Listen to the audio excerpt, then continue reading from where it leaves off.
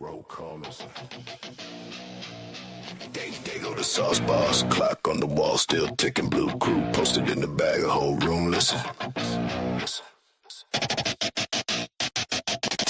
True crime cafe, coffee, black eyes, red files on the table, cold cases, cold dread, seeking the truth. Ink stains on his hand, pics on the cardboard, string lines, map land, busting these cases, long nights, tight grind. Everything will be fine. He repeat that line. Blue crew backs him, keep him on track. One step from the edge, they pulling them back. True crime cafe, with they go to softball, seeking the truth, pay the real cost. Gotta find answers, gotta make time, busting these cases, walking that line. True crime cafe, with they go to softball, hoping he can answer just a few. Yo, true crime cafe, with they go to softball, say it with your chest. This the true talk, solving the bullshit, lies in the booth, paper plates, cheap meals, chasing down proof, praying real quiet, hands on his face, fighting for the next meal. In another cold case, street talk, tip line, voices on mute, he dig through the dirt, searching for a root, true justice, distant, like it changed the address, but he still take notes, never half step. True crime cafe, when they go to softball, seeking the truth, pay the real cost, gotta find answers, gotta make time, busting these cases, walking that line. True crime cafe, when they go to softball, thinking he can answer just a few talk. True crime cafe, when they go to softball, say it with your chest, this the truth talk. True talk.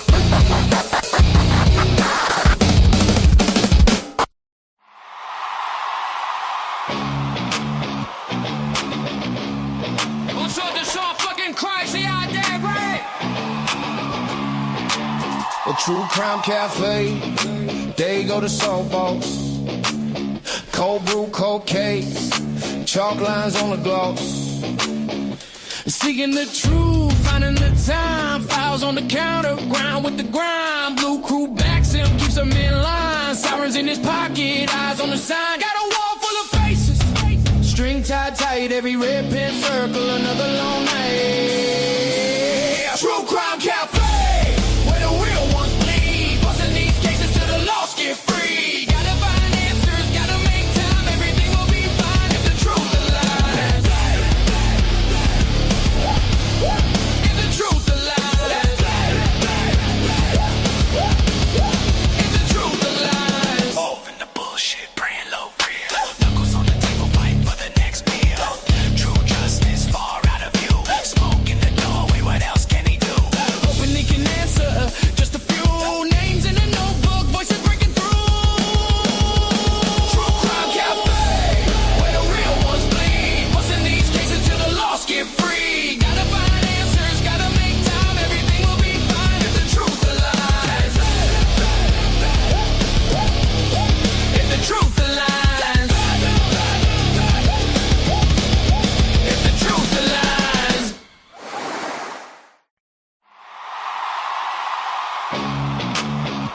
Hey, yourself some motherfucking try! True crew. True crew. Yeah. Metal in the fuck your shit! Yeah, okay! Hey! Metal in my veins, hip hop on my tongue. Blue crew true, we forever young. Fizzy, sassy, Cassie, mama bear in the check. Brandy B, 10D, put the hammer where it's at. Tomboys, other the last 24 lock. SOB, Rax, Molly, make the chaos stop. Drake with the wisdom speaks, typically unique. Moonlit, baby roll, keeps the wolves on a leash. Blue crew, true crew, they moderating us, keeping it in line, cleaning up your stress. Trolls beware, they don't ever care. Now running this, making all aware. Day after day, they do it their way. Day after day, they do it their way. Christie's, Chaos, Cat, K on patrol. Bunny B, Lucy, got the morning star glow. Mac P, ready for stand firm, no fear. Leah story ring, running law in here. moderating the madness, flame in their eyes. Click, clack, justice, cutting through lies. You step out of pocket, they right on time. Whole squad tight on the front line, grind. Whoa.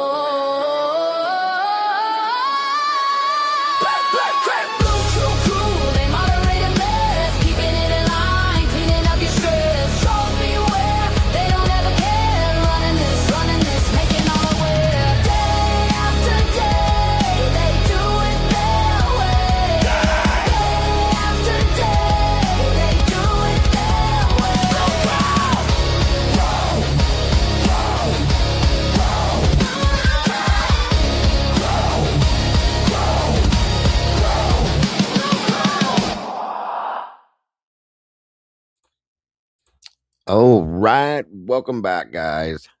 The cafe is open for business. It is good to see you all today. And I thank you all for joining us today. I hope you're all having an amazing start to your week. And I hope you all had an amazing weekend as well. It's great to see you all back here with us as we delve back into some stuff going on in Idaho. Surprise, surprise. We're going to review a newer body cam that I just saw and some other stuff. And of course, discuss it like we do. So please share this out. Let everybody know what we're doing and hit that like button if you will, please. And thank you. That being said, well, here we go.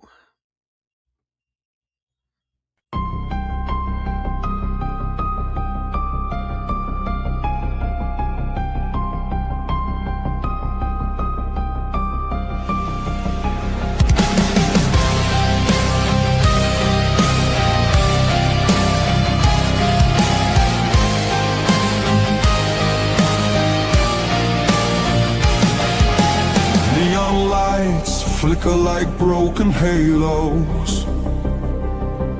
Whispers gather in the smoke-filled air. Tables carved with secrets and shadows. Every story's a wound laid bare. The kettle's boiling with a restless rage. Justice written on an unseen page. I sip the silence, bitter taste, waiting for the ghosts to show their face. At the True Crime Cafe, we serve up the pain they try to hide away. Pour another cup of the truth you crave. Raise your glass to the names they betrayed.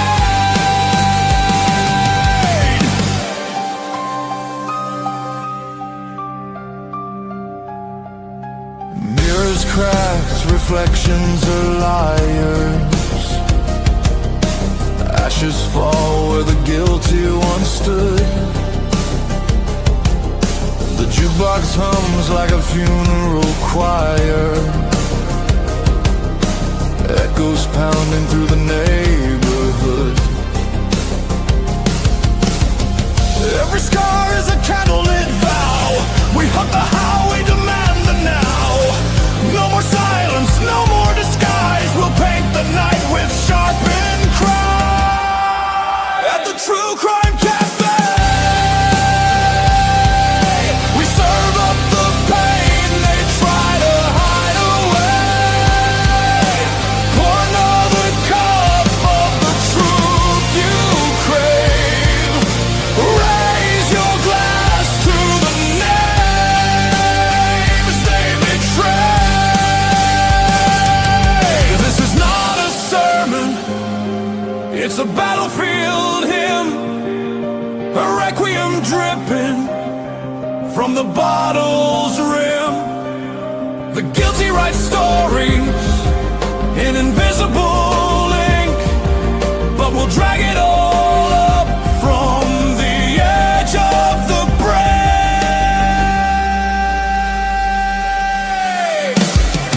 At the True Crime Cafe,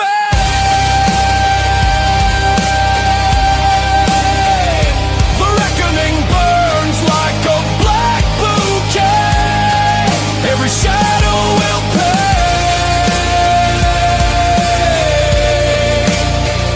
In the True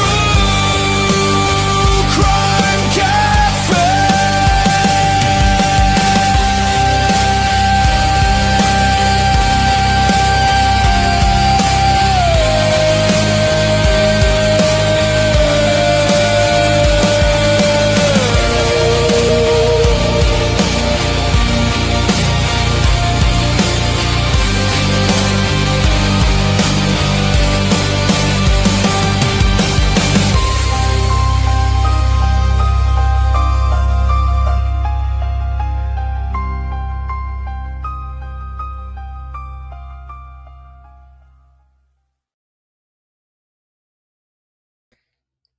Hello, hello. Welcome back, guys. Thank you for joining us today again. Heading back to the University of Idaho murder case. We're going to be breaking down a newer body cam that I was sent. I guess it's Officer Warner goes back to the scene, blah, blah, blah. We're going to discuss that. Some other stuff with Idaho because I've had lots of requests for this. So here we are back to it. And I'm being joined by the awesome Miss Kim from Typically Unique again today. Thank you. And how are you, Kim?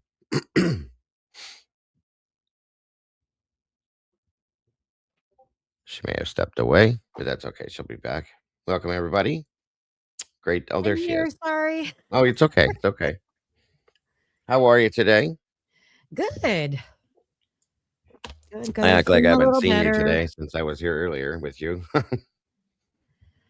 Yep. Good, good. I'm glad you're feeling better. And thanks for having me on your show this morning. Appreciate that. Yeah, thanks for coming on. Always, always. Some crazy stuff going on in Nancy Guthrie cakes for sure. As we both know, we've both been covering it left and right. So Yeah, I'm glad to get I'm glad to get back to Idaho though. yeah, definitely a little bit needs to be looked at. And there hasn't been a whole lot that's come out with this, guys, which is why we haven't spent a lot of time on it recently. But I have a feeling that there's going to be like an influx and an overflow of things coming from this case here relatively soon. So, um, I'm just trying to keep up on every little update that happens so that I don't get overloaded when it does come. And believe me, when it does come, all of us are going to be slam bang busy for a while. So just be prepared. There's It's so good much to, information in the documents. Well, information that we know's out there yeah. that had to have been done in the investigation that we're waiting to be released. Yes, yes, and they drop things. See, this is something about this that bothers me is they dropped that one set of documents, okay, and then they made a mistake on it. Somebody did, and then they pulled it back, and then they never they never redropped it. And they've done that a couple times with things over there now. Mhm. So I don't know if they're doing this on purpose to try to avoid giving us anything. I know that sounds a bit much, but honest to God, I'm starting to think that. I check the document database like 3, 4 times a day, and there's nothing. But at some point, I feel like we're going to get it all back, and then some other stuff too. And I think things are going to start flowing because of the WSU lawsuit case as well. So be prepared for that, you guys, because like I said, it's good to take a break from some of these cases too, especially with as much time as we've spent on Idaho. So enjoy the break when you have it, but because when Mhm. it comes full force. It's Yes. crazy. Yes, it does. Excuse me. So there's that. I want to welcome everybody real quick. It looks like Sluther75. Welcome back to you. Great to see you as always. Miss Donna, Italian girl, welcome back. Pennywise, good to see you today. Lizzie Devil Turtle Balls. I love her doing. She keeps changing it to add something. I love it too. Welcome back, Lizzie. Beth Wagner, great to see you. Becca's in the house. Of course, Miss Rowe, great to see you. Randy Furr, my brother from another mother, great to see you, sir. Debbie C, good to see you, Miss Debbie. Gail G74, welcome back to you, Donna. Oh, I said hello, Donna. Yes, Kim in the house. That's right. That's right. Always enjoy when Kim joins me. Let me see. Let me see. Guys, make sure you drop down to the bottom of your screen. I know you guys hear me say this all the time, but I just want to make sure nobody misses out on anything. There's a little dollar sign down there in a square, and you click into that and allow yourselves to receive gifts because you just never know when somebody may drop something in here as far as memberships goes and so on and so forth, and then you can receive them. So please do. You don't want to miss out on that. Someone calls me Jessica Rabbit. That's funny. Oh my God, you do look like her. Remember that movie? Yes. Oh wow. That's Oh, crazy. sorry. How did I never see that before? New nickname. So do we start calling you Miss Jessica? That's funny. That is If I wanted to go like incognito and do a pen name, that's what I would use. yeah, there you go. I just need some bunny ears.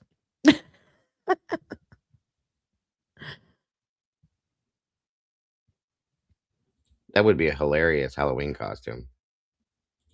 There she is, Next guys. There's Halloween, Miss Kim. next Halloween, that's how I'll show up.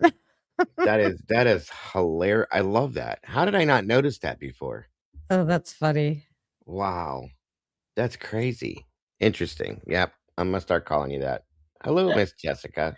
I love it. I love it. That's awesome. And you're wearing red too, so hey. Grace Kirk, welcome back. Living Dead Girl, great to see you. In Stitches in the house. Jenny Jones, great to see you, Miss Jenny. Thank you for being here today. Miss Karen from Zville, great to see you. Mama Five, welcome back to you. Italian Girl, great to see you. Beth Wagner, Miss Beck. I think I said hello to most of you. If I didn't, I will catch it here.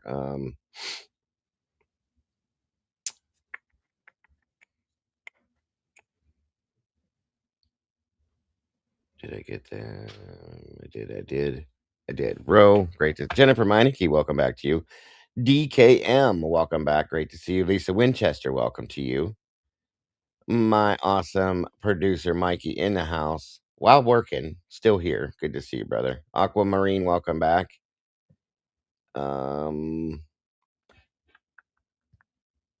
Rebecca Seidner, welcome to you. The megastar, Miss Meg, is in the house. Good to see you, ma'am. Thank you for joining us. Teresa, welcome back. Great to see you. Teresa looks like she was the first one in the house today.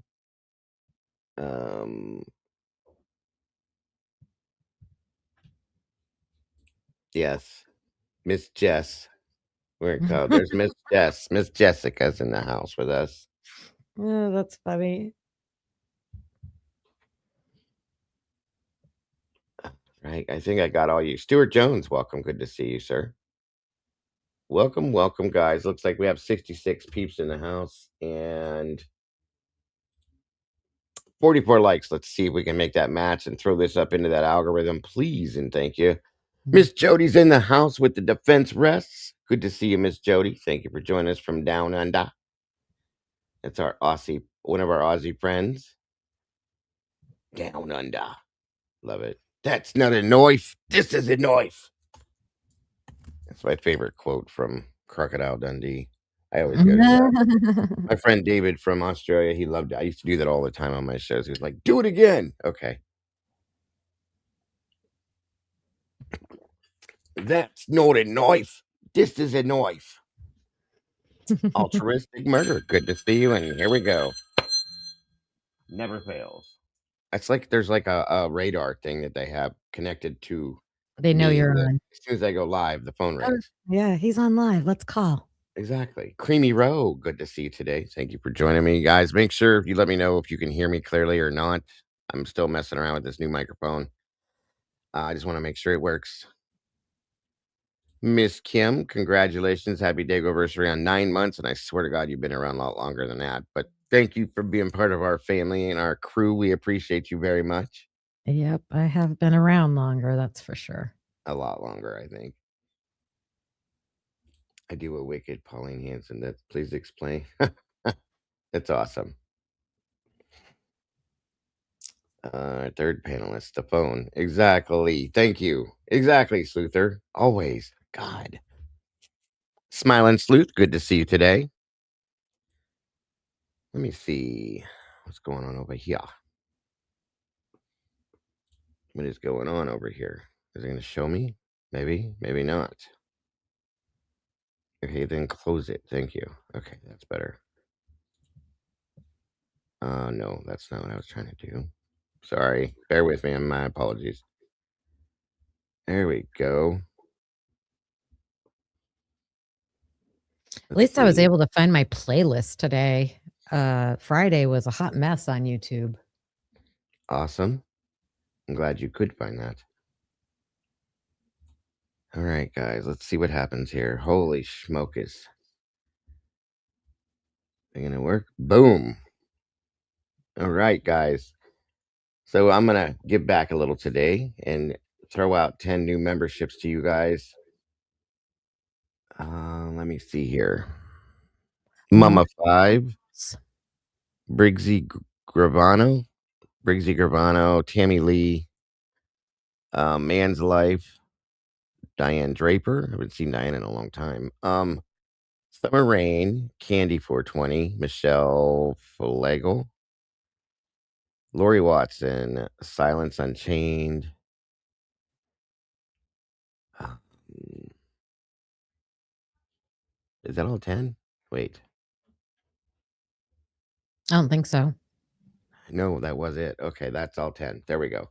Welcome to the sauce, guys. 10 new meatballs jumping in here with us. Yes, it's all 10. Okay. Welcome, and congrats, guys. And thank you for jumping in and being part of our family. I do appreciate you all so very much. Great to see you all.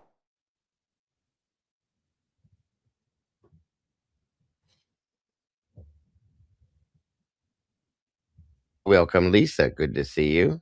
John Banio. Good to see you. All right. I think Miss Paula. Great to see you. Kimberly. Welcome to you. Um,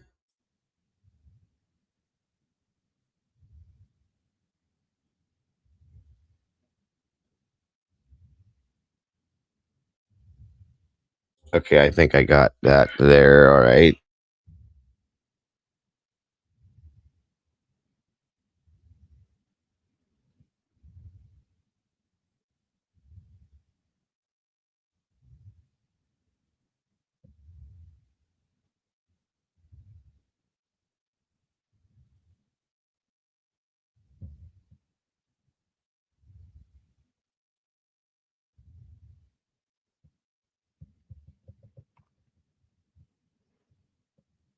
Hi, everybody.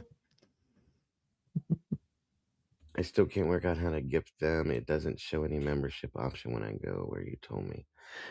Are you on an iPhone I can never or find on a it on my computer? iPhone either. If it's an iPhone, Jody, it's not going to let you do it. Unfortunately, I have to figure that out someday. Now, if you're on a computer, it should give you the option at the very bottom of the chat. There's a where the chat bar is, and then to the very right of it, there's a little square inside a circle that has a dollar sign in it. Once you click into that, it should give you which says gifting or membership gifting and stuff like that. It should give you the option to go in there to receive gifts and or to send them out to. Especially if you're on a PC, it should be right at the very bottom. Now, I don't know if things are different in Australia. They shouldn't be because it's a universal thing. So, welcome, Riz Fizz. Good to see you. Thank you for joining us. So, any thoughts? It only brings up the super chat or sticker option. Let me see something here.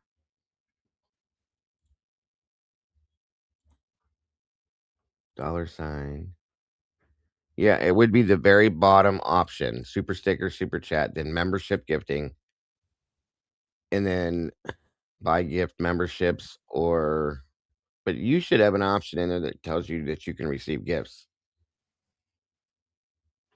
which is weird. Um, that's odd. Isabella Mars, welcome. I don't know, Jody. That's really strange. It's probably because it's a phone. No, she said she's on her PC. Oh, That's what I don't understand. The phone I could get, but the PC that doesn't make sense. It's weird. 82 people in the house. 54 likes. We're almost there, guys.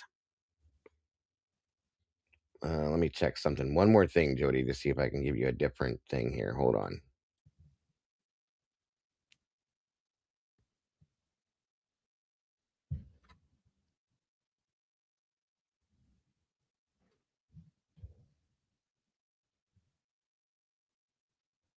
Okay, sorry about that. It doesn't. Nope. It's might be something in your settings, Jody. I don't see anything. Any other options, but thank you, it's Kim. trying You didn't to. have to do that. Like you said to me. I know. How come it doesn't show the little sticker guy? Come on, YouTube. used It to only show shows me. it on the YouTube side, not the StreamYard side. StreamYard needs to like level off with YouTube, in my opinion. Oh, gotcha. It's a little like a little pair working out with a headband on. I see it in the chat. Yeah, yeah, Yeah, yeah. I see it it's in the cute. chat. Welcome, Is she Yvonne. trying to accept gifts? Is that what they're trying to do? Accept them? She should be able to find in the box down. I think that's what she said she's trying to do, to where she can receive gifts. And then once you, It's on your homepage. Like, you gotta go to your homepage, like, somewhere at the top, settings or something. so did you hear that, Jody? Kim said you have to go to your homepage in your settings and then look in there to be able to receive gifts there. Yeah. Somewhere on your main page. Yes. Rizbiz, all is well. Good to see you. Altruistic. Good to see you. I watched your Dinah breakdown. I miffed. I can make that. Wait. I miffed. I can make that one as it's 2 a.m. in the morning in UK, but watch on a replay. Oh, I'm sorry, Donna.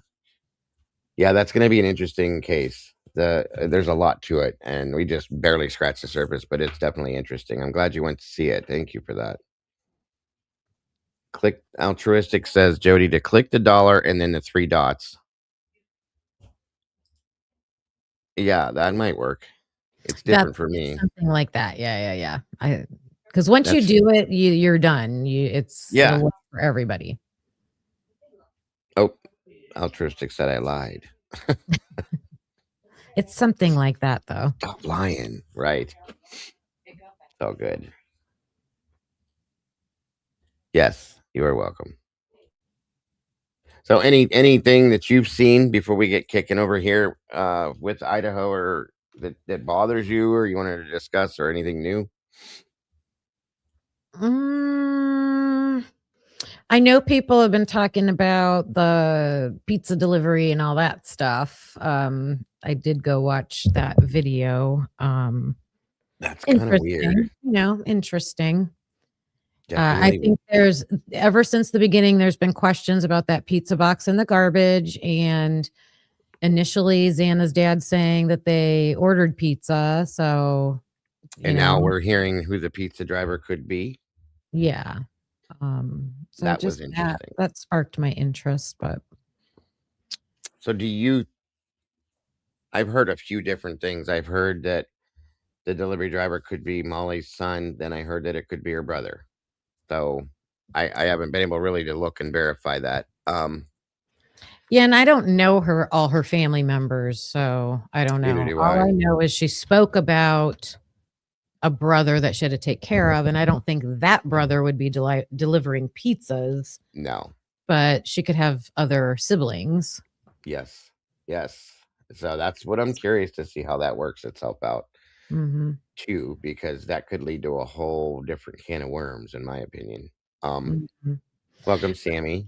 What I'm interested in doing is either discussing what's in the documents or in these body cams, like you're going to go over today. Yeah. Like, 'cause that's true information that. Yeah, we're definitely going to break down this body cam because this body cam is supposedly Officer Warner, who we all know was there for the original flow of body cams that we reviewed, supposedly went back to the scene at some point, and this is the secondary body cam for him. So we're gonna I've never seen it until today. I'm doing this with fresh eyes with you guys. I didn't go over it first like I normally do. So any surprises we'll all do together. This is new for me. Is this a new one? That's what it says. Connor put it out, and it says Warner returned to scene body cam, and I was like, oh, okay. I never saw that.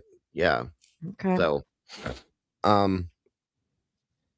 congratulations, Jenny Jones. Happy day anniversary on 1 month. Wonderful to have you in our family, and we appreciate you very much. Angie B, hello, how are you? Yvonne, good to see you. I heard that story too. I don't know if that's true, but it would be amazing and crazy if it was, Kimberly, sorry. Everybody owns a damn white Elantra. It's crazy. I think that's what Birdie said on his show. He's like, my head's going to explode if he drives a white Elantra. Exactly. Exactly. I was waiting to see one pop up in the Nancy Guthrie situation. Yeah.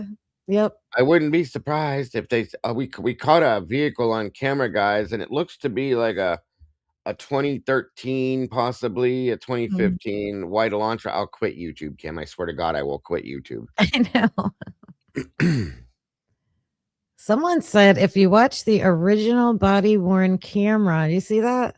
Yeah. Of them clearing the house, there's no pizza box. Mm-mm. And then there is one or two, I think, that we see at one point in one of the body cams, one laying on the garbage can and one on the ground next to it, which is a Domino's box. It's weird. It's odd. And here's the thing. We all know that there's been manipulation done with some of these videos and things. So there's no surprise, in my opinion, at least. Okay, guys, let me pull this up here.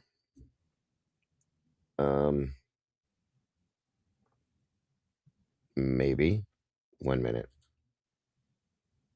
There it is. Bear with me, Miss Jessica. Okay. So this, yeah, from 11/13, Warner Bodycam returned to scene. That's what this one was called. Okay. And the timestamp on this one is 3/31/41. So that's 3:31 in the afternoon. And this is Connor's newest that he's put out. So let's see what we got here.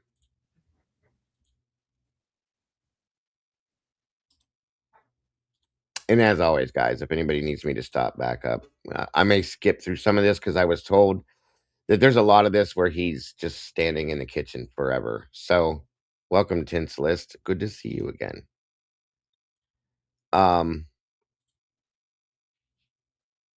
Someone said the pizza was brought for the officers. It seems that could be too, Yvonne. That's a good That point. thought crossed my mind too. Like, although remember, we listen to experts that say you don't leave your own trash at a crime scene when you're an investigator.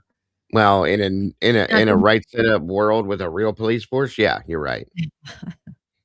But we got to remember that too. Does anyone know if it's true that Rosie moved away, nowhere to be found after the murders? It was said he was married now. I hear single, possibly involved with Kaylee. My understanding is that he left a few days after this all went down and moved on to another police department. I don't know for a fact because I can't find it. I've looked and I can't find him anywhere. So he definitely left Moscow PD. Where he went, what happened, I don't know. There were, of course, rumors that him and Kaylee may have had a thing. I don't know if that's true or not either. He was kept away from the investigation. He was. Like, they put him on patrol away from the scene that day. And it makes you wonder why. Because they had everybody else there. You know what I mean? Why was he pulled away from it? That's interesting. Deb Tudrow, welcome to you. Hemi's in the house. Good to see you, buddy. Do we know what I don't. That's the thing, altruistic. I do not know what her kids look like. I'm sure they probably have a resemblance to her, but I've never seen them. I even went looking a little bit. I didn't have a lot of time, but I looked a little bit this morning, could not find them. So what do we think about Brian being that's interesting to me too, is that he is Brian. I don't know if you saw that, Kim, but Brian Koberger is on the witness list for the WSU lawsuit file. For the defense, right? For WSU, they're calling it. I believe so, yeah. Which is really wild to me. And I said this before, right? Well, I mean, I don't know. That depends on what they bring forth to him, because if it doesn't really pertain to the crime and he's doing this to help them, maybe he will. Maybe he won't. I don't know. I don't know what to expect from this, but if he does, yeah. If he does, and they force him to answer, it's for the plaintiffs, Yvonne said. Oh, what? That doesn't make sense, though. I'm gonna have to go look at that because that doesn't make any sense at all. Well, if it's for the plaintiffs, he won't talk. There's no No. way. I don't see that at all. I imagined it would be for WSU as that's weird. The only thing, like, I'm like, what would they need him to say regarding the lawsuits about uh a lot of it I think is going to be about what WSU did as far as like discipline for him That's what and a I lot of expect. that can be paperwork. That should be records. Now, I could see if they wanted to, like, if they said there was meetings had and there's no record of a meeting, would they want to ask him about that? I don't know. Right, right. Let me see something here. Thank you, Pinky. Hang on, you guys. I'm looking. I was told to refer to something. I guess we'll go with this first. Oh, it is. Hold on.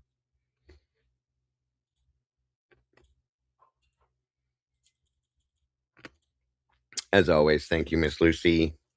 She posted this.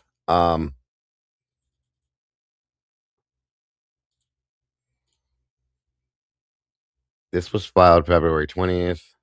Says all of them are faculty and or staff members employed by and under the control of the state.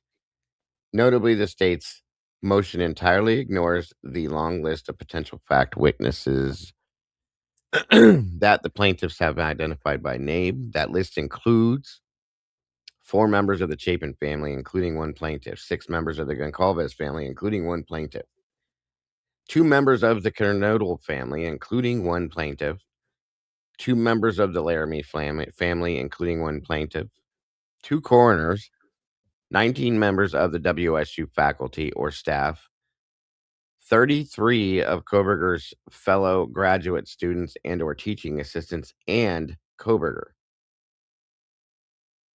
Of these 69 witnesses identified on the list the plaintiffs provided to the state in November. So this is for the wow. That's crazy. I hope they don't think he's going to talk for them. That's insane, you guys. Come on. That was Friday. So, oh my God. Interesting. Welcome, Turkey Creek. This is insane. This is nuts.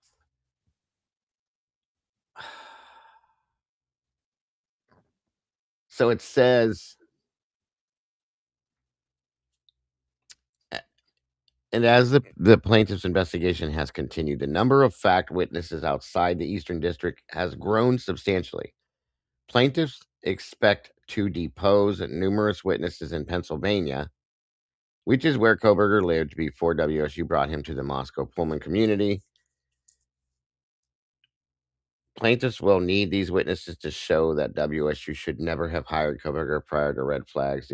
So they're going to go to Pennsylvania and they're going to talk to people and they're going to try to get people to say that Brian was a bad person, that Brian did this, Brian did that. And here's the thing, I think they're going to fall short on that.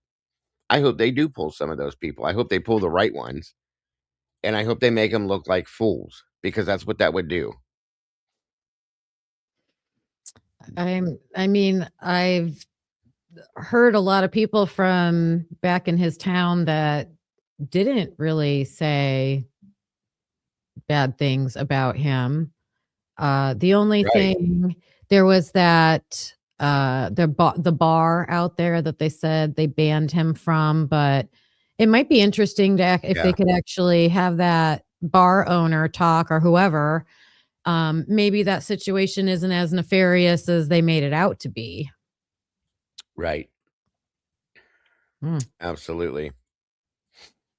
Yeah, we know a couple people that went to school with him, that were friends with him. Yeah. And here's the thing is some of the statements that could be made could have been, if there was anything negative, it could have been while Brian was on drugs. Okay. So some of that can be attributed to his addiction, depending on what it is. I'm not saying it's going to happen, you guys. All I'm saying is I expect that some of the interactions people had with him were during his addiction time. You know what I mean? And you can't really qualify that as a true to form personality trait for somebody that Mhm. is addicted to a substance like that, in my opinion. Yeah, and it might just come down to his, like, autism traits too, Or like, if, that was the next. Yep, a bingo. That was the a next thing I was bar gonna say. doesn't the bar saying, "Oh, he was weird and creepy to girls," well, that's if you knew his condition, then you might go, "Oh, that's why." Yeah, and you're in a bar too, so Mhm. Rosendahl, Nunez, and other agents were with Deputy Bolter's family at the Ada County to pay respects on April 21st. That is the latest that I've heard with Rosendahl traveled here. Okay, thank you, Jen. That's interesting. Thank you, Turkey Creek. Welcome, Christine Hurd. Good to see you, dear. And it's still his lawyer, which she put in papers. No, he's not. I don't know, Ro. It depends on what he wants. I would imagine it would have to be based on what he wants. Mhm. I would think. Hmm. Anyone can always plead the 5th. That's kind of what I would be somewhat expecting him to do too, to be honest with you. Mhm. Just saying. All right, guys. So that's interesting. That's very interesting. I like to see how that unfolds, to be honest with you. All right, let's jump into this and see what we got. Donna said, I got a feeling he's going to come across very calm, collected, polite, and it's going to, yeah, it should. It will. Because people are going to expect him to be a certain type of way if he does talk, and that's not how he's going to react, I don't think, at all. I agree with that. 1-1 in house. What's up, buddy? How are things in NYPD? I bet you did. I was just getting ready to ask how much snow you had to shovel today because he got hammered, I'm sure. Yeah, we didn't get as much as they said, but I heard, yeah, the East Coast over there got They slammed. got hit bad. Yeah. I was looking at the news for the specific areas up that way, and I was like, whoa, that's a lot. 30 inches plus. 30 inches, wow. Yeah. He said last night they were supposed to get over 2 feet, and they did. I Wow. just got like 3 inches, I think. 6 inches Yeah. max, maybe in certain places, but Yvonne said he can't plead the 5th because he already admitted guilt. But if he refuses to testify, what could they do? Put him in jail? That's true. That is true. Jenny said she got hammered on Long Island as well. Jeez. Sorry, you guys. Gail said completely slammed. I'm sorry to all you guys. I thought we Yeah. got it. I'm tired of it too. I get it. Yeah, Sluther 75 didn't have power, probably doesn't still have power. Oh, Lord. I'm sorry to hear that, dear. That's not good at all. Yikes. Okay, let's get this a moving here. Oh, she got her power back. Okay, good. Good to hear that. Oh, good.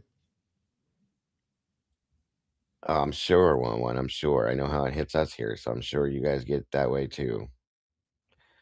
So again, this is the Officer Warner body cam when he returns to the scene. It's starting off at 3:51 in the afternoon.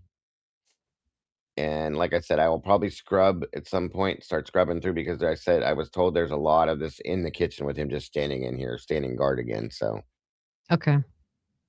let's see.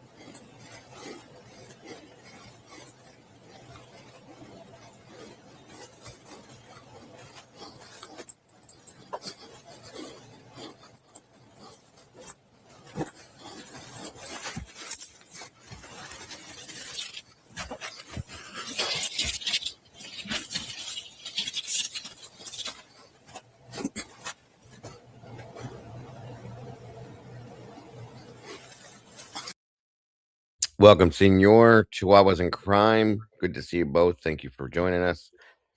Chihuahua says if Brian files any post conviction, he won't have to.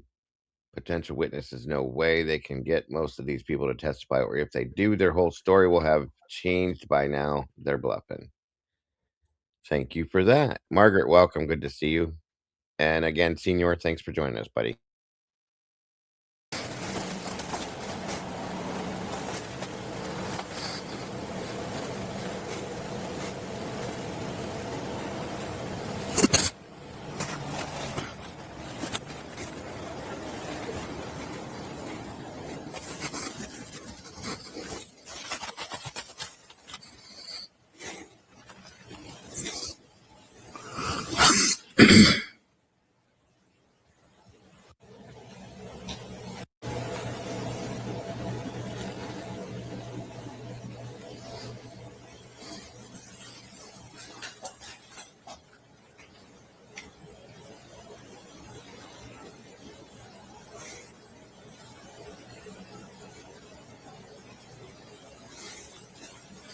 Welcome, Sherry.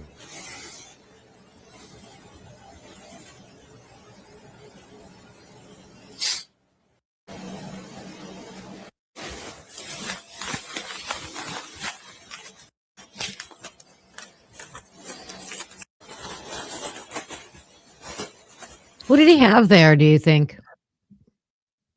It looked like his little notebook. That's why I went back to see if I could catch it again.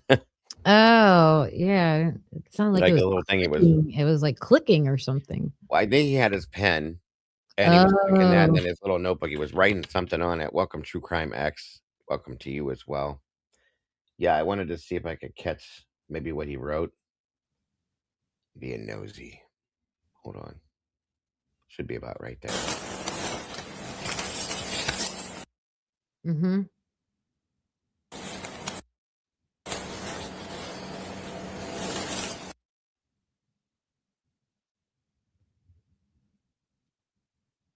Can't tell. It's hard to see. No. Damn it. Okay. So much for being nosy.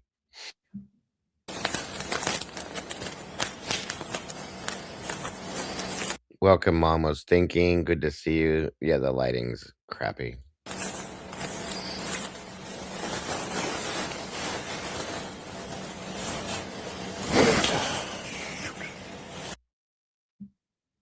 I think we've all asked that question, Turkey Creek, that and why there should have been way more bloody footprints all over this scene, inside, outside, all around this house, and it doesn't make any sense.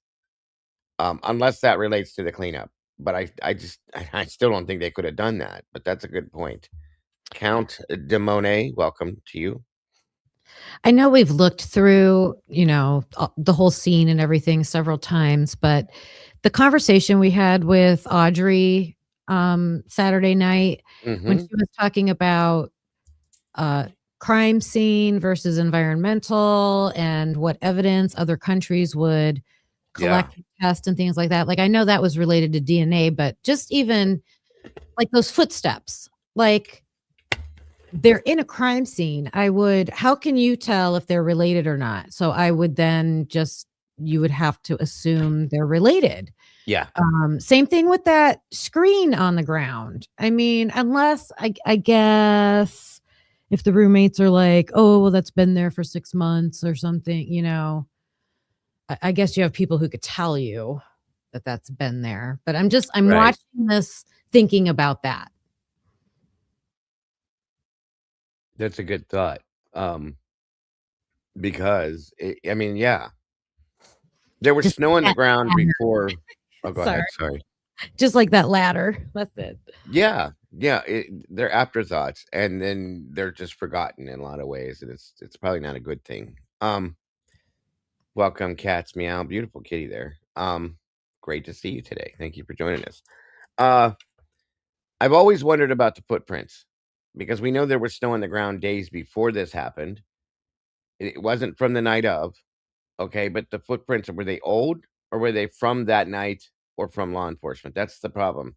Now they mentioned during their investigation there were footprints that went out around that stump and then back this way towards the front of the house also. I guess they break off over here and go up this way towards the Queen Apartments parking lot over here to the left. So, did anything that's the problem is we don't know if any of these are related to the crime itself and what they did with those, you know what I mean? So, Mhm. I think that's a big problem with this because we don't know what to think, what to feel, or what to look at or not look at, or any of that with those. So, yeah, that's kind of important. We should be able to assume they're not the police because they shouldn't have been tromping all over back there like they were. So, Agreed. Yes. Even if they tell you that, you still must verify. You never know who could be lying, why you trust in it. yeah, Oh, especially in thank this you. case, senor. Yes. Collect everything. They Right. didn't. Never such thing. No such thing as too much evidence. I agree with that too.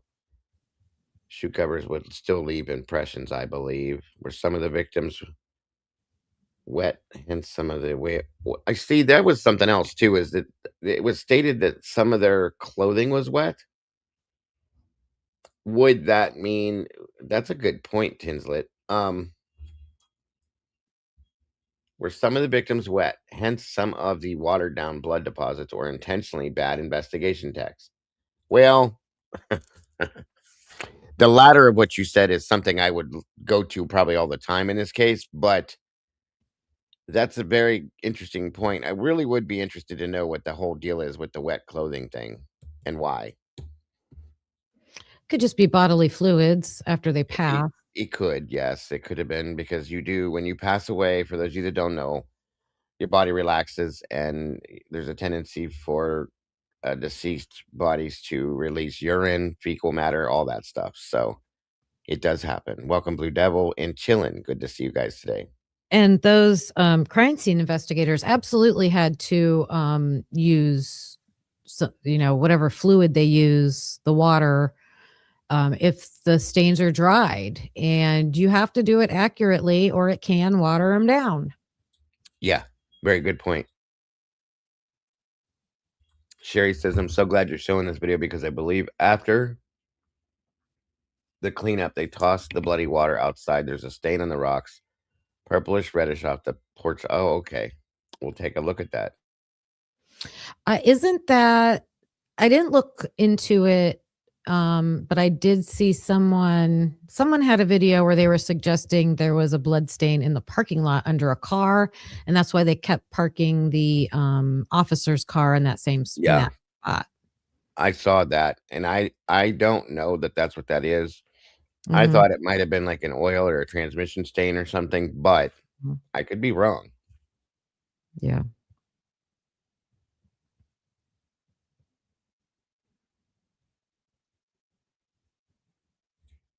Do you think some of the LG voided areas of Xana's room could be from blankets and clothing that had footprints on, along with red square area by EC can be? I could be.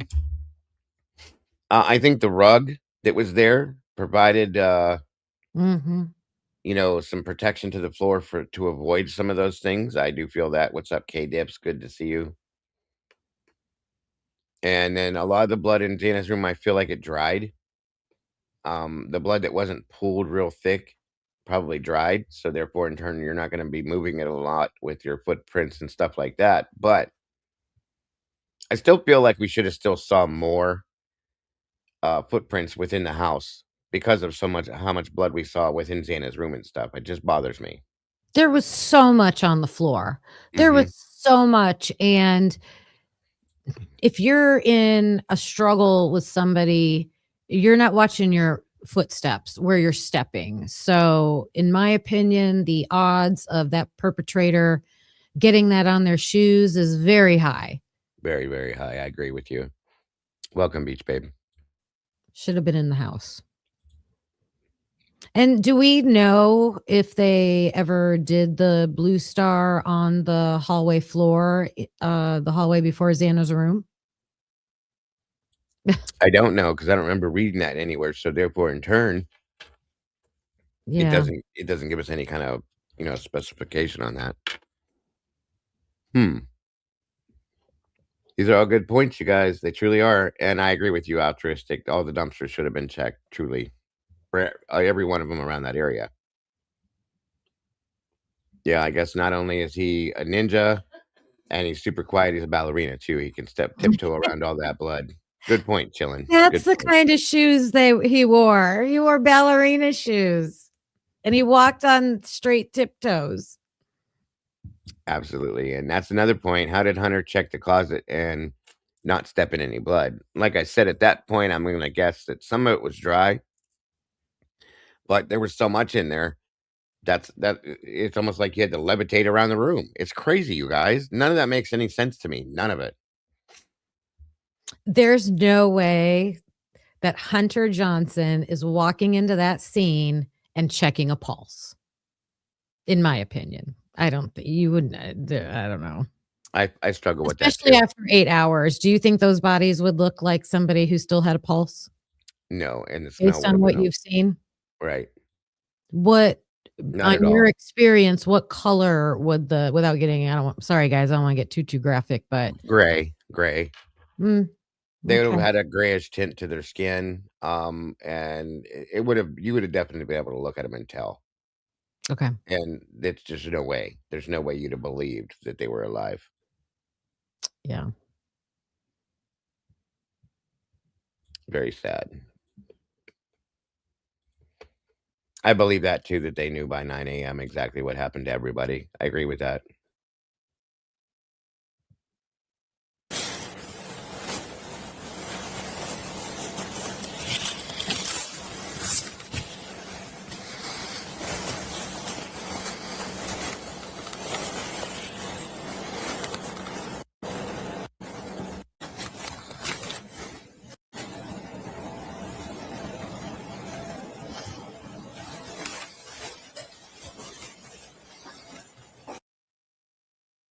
Didn't look like there was any pizza boxes there the way we saw them before. So, Not from that angle.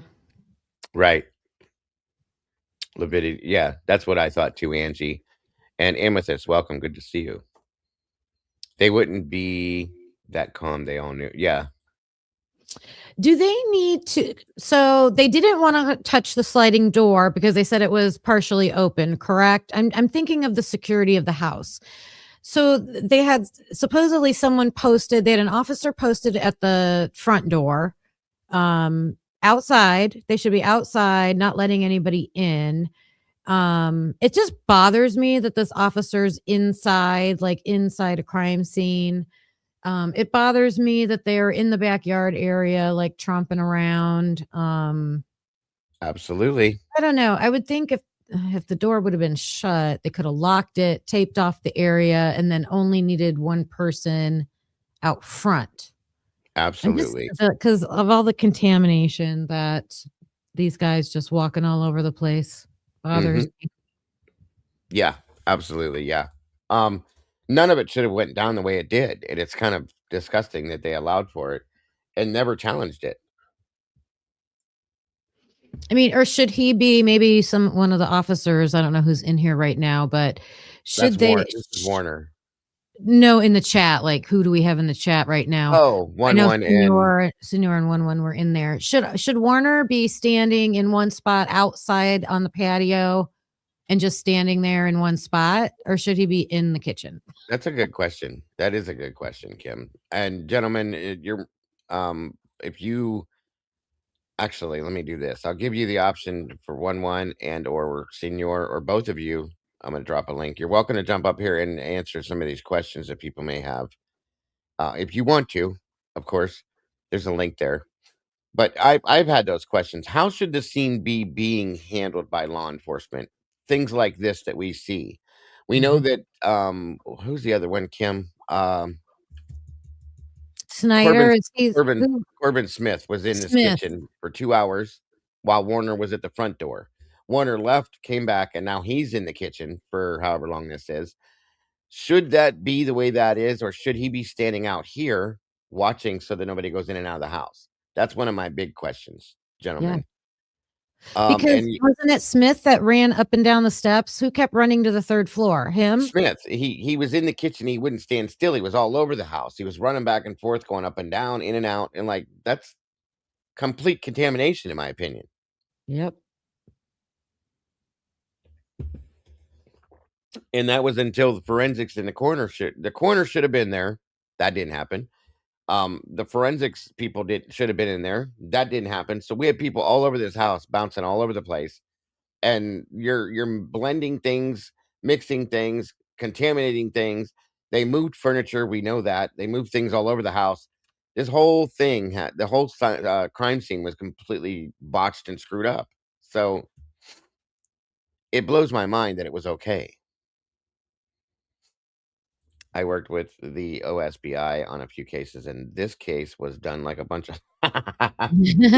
Yes, that's a good way to put it, Turkey Creek, but it does look that way. It's like a bunch of kindergartners came in here and they romped around and left. It's crazy. All right, let's. Do you remember that video they did pretending to be each other? Yes, Swiffer, that type of mop squirts fluid ahead and in the hallway. It looks like that's what they used. That needed check. That's a good point and good eyes, Sherry. Yep. That could be exactly what happened. And then they need to find the pads that go on the bottom of a Swiffer to see if, and look in the dumpsters, the garbage cans to see if any exist. Mamo says purposeful sloppiness. It probably is. See, I've thought that too, that they completely purposely botched the crime scene to throw things off, but that's just me. It's okay. I get sometimes my brain switches the word order. Oh, you're good, Angie. Yeah, very good point, Sherry. I agree with that. No footprints out of each room of the victims. How did thank you. That's been the biggest question right there is how after the murders happened, um, how did they do what they did and then leave out of the room? Whoever's backstage, if you've not been here before and I don't recognize your name, I just need you to turn your camera on for like 3 seconds so I can verify that you're a person and you're going to show your face and not your waist, please. And then I'll bring you up and you can turn your camera right back off if you want. Just for 3 seconds. Hey, Twiz, good to see you, bud. Hey, Twiz. Okay, you're welcome to come up there. You can turn your camera back off if you want to. What's up? Twiz says it's almost like MPD was paid to not solve it. Or well, yeah, that's a good way to put it, bud. Welcome pretty much Finland and RA. Is that your name, dear? Can you hear me? How are you? Hello. Can you hear me? Yeah, I can hear you. Okay. Welcome. Thank you for joining us. Thank you. What did you have any kind of input on this? I just mentioned that also the smell that they must have somehow perhaps like they omitted the smell when they testified. And based on your experience, I was wondering if you've had any experience where there was massive amount of red stuff. I have many experiences where there's a lot of blood. Only even from first off, humans, I can't remember the exact number of the quarts of blood that our bodies hold, but is it 7 quarts? I think it's something like that. It's been a long time, but if Meg was in here, she could probably help me with this because she's a nurse. But yeah, it's a lot, and one person bleeding out at a scene can cause a massive amount of blood. Is it 8? I thought it was 7. Okay, thanks, Twiz. Anyway, and one person, okay, imagine this: one person bleeding out or having injuries enough to cause that much blood. It is seen can really like cover a whole household depending on how movement is. So we have 4 people here, okay? That's a lot. That's a lot of blood. I've been on scenes where and I don't, trigger warnings. I don't want to trigger anybody by saying certain things, but people have taken their own lives, okay, by cutting their arteries, their veins in certain ways, and you know what happens then? They will bleed out. That's a mess. That's a lot.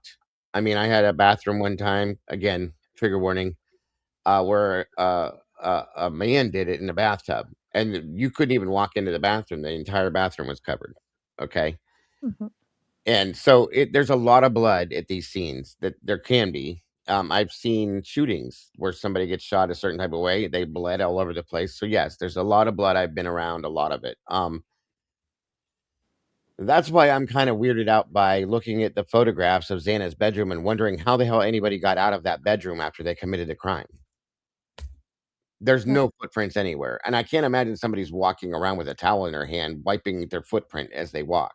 That just doesn't make sense to me. Someone had mentioned on a comment that do you know the emergency room nurses wear those airport cover up for the shoes, and they had said that The perhaps booties, yeah. the people had worn that, and then Well, it, I'll tell you right now. I'll tell you Mhm, that's a good point. Don't get me wrong, but I'll tell you right now. When you put the pressure of your foot down on the booty, mhm. it's going to leave the imprint of whatever your shoe is. All it does is it keeps whatever like dirt or anything that's on the bottom of the shoe from touching the surface. You'll still see the imprint. It'll come through because the booties are only like an eighth of an inch thick. You know what I mean? Yeah.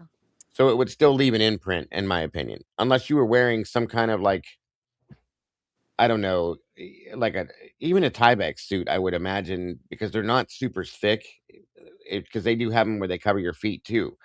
Would still leave some form of an imprint. So it just doesn't make sense. And there would be like massive smears all over the floor, Mhm. large smears. If somebody had something on their feet that wasn't actual shoes, there'd be large smears instead of what we saw, in my opinion.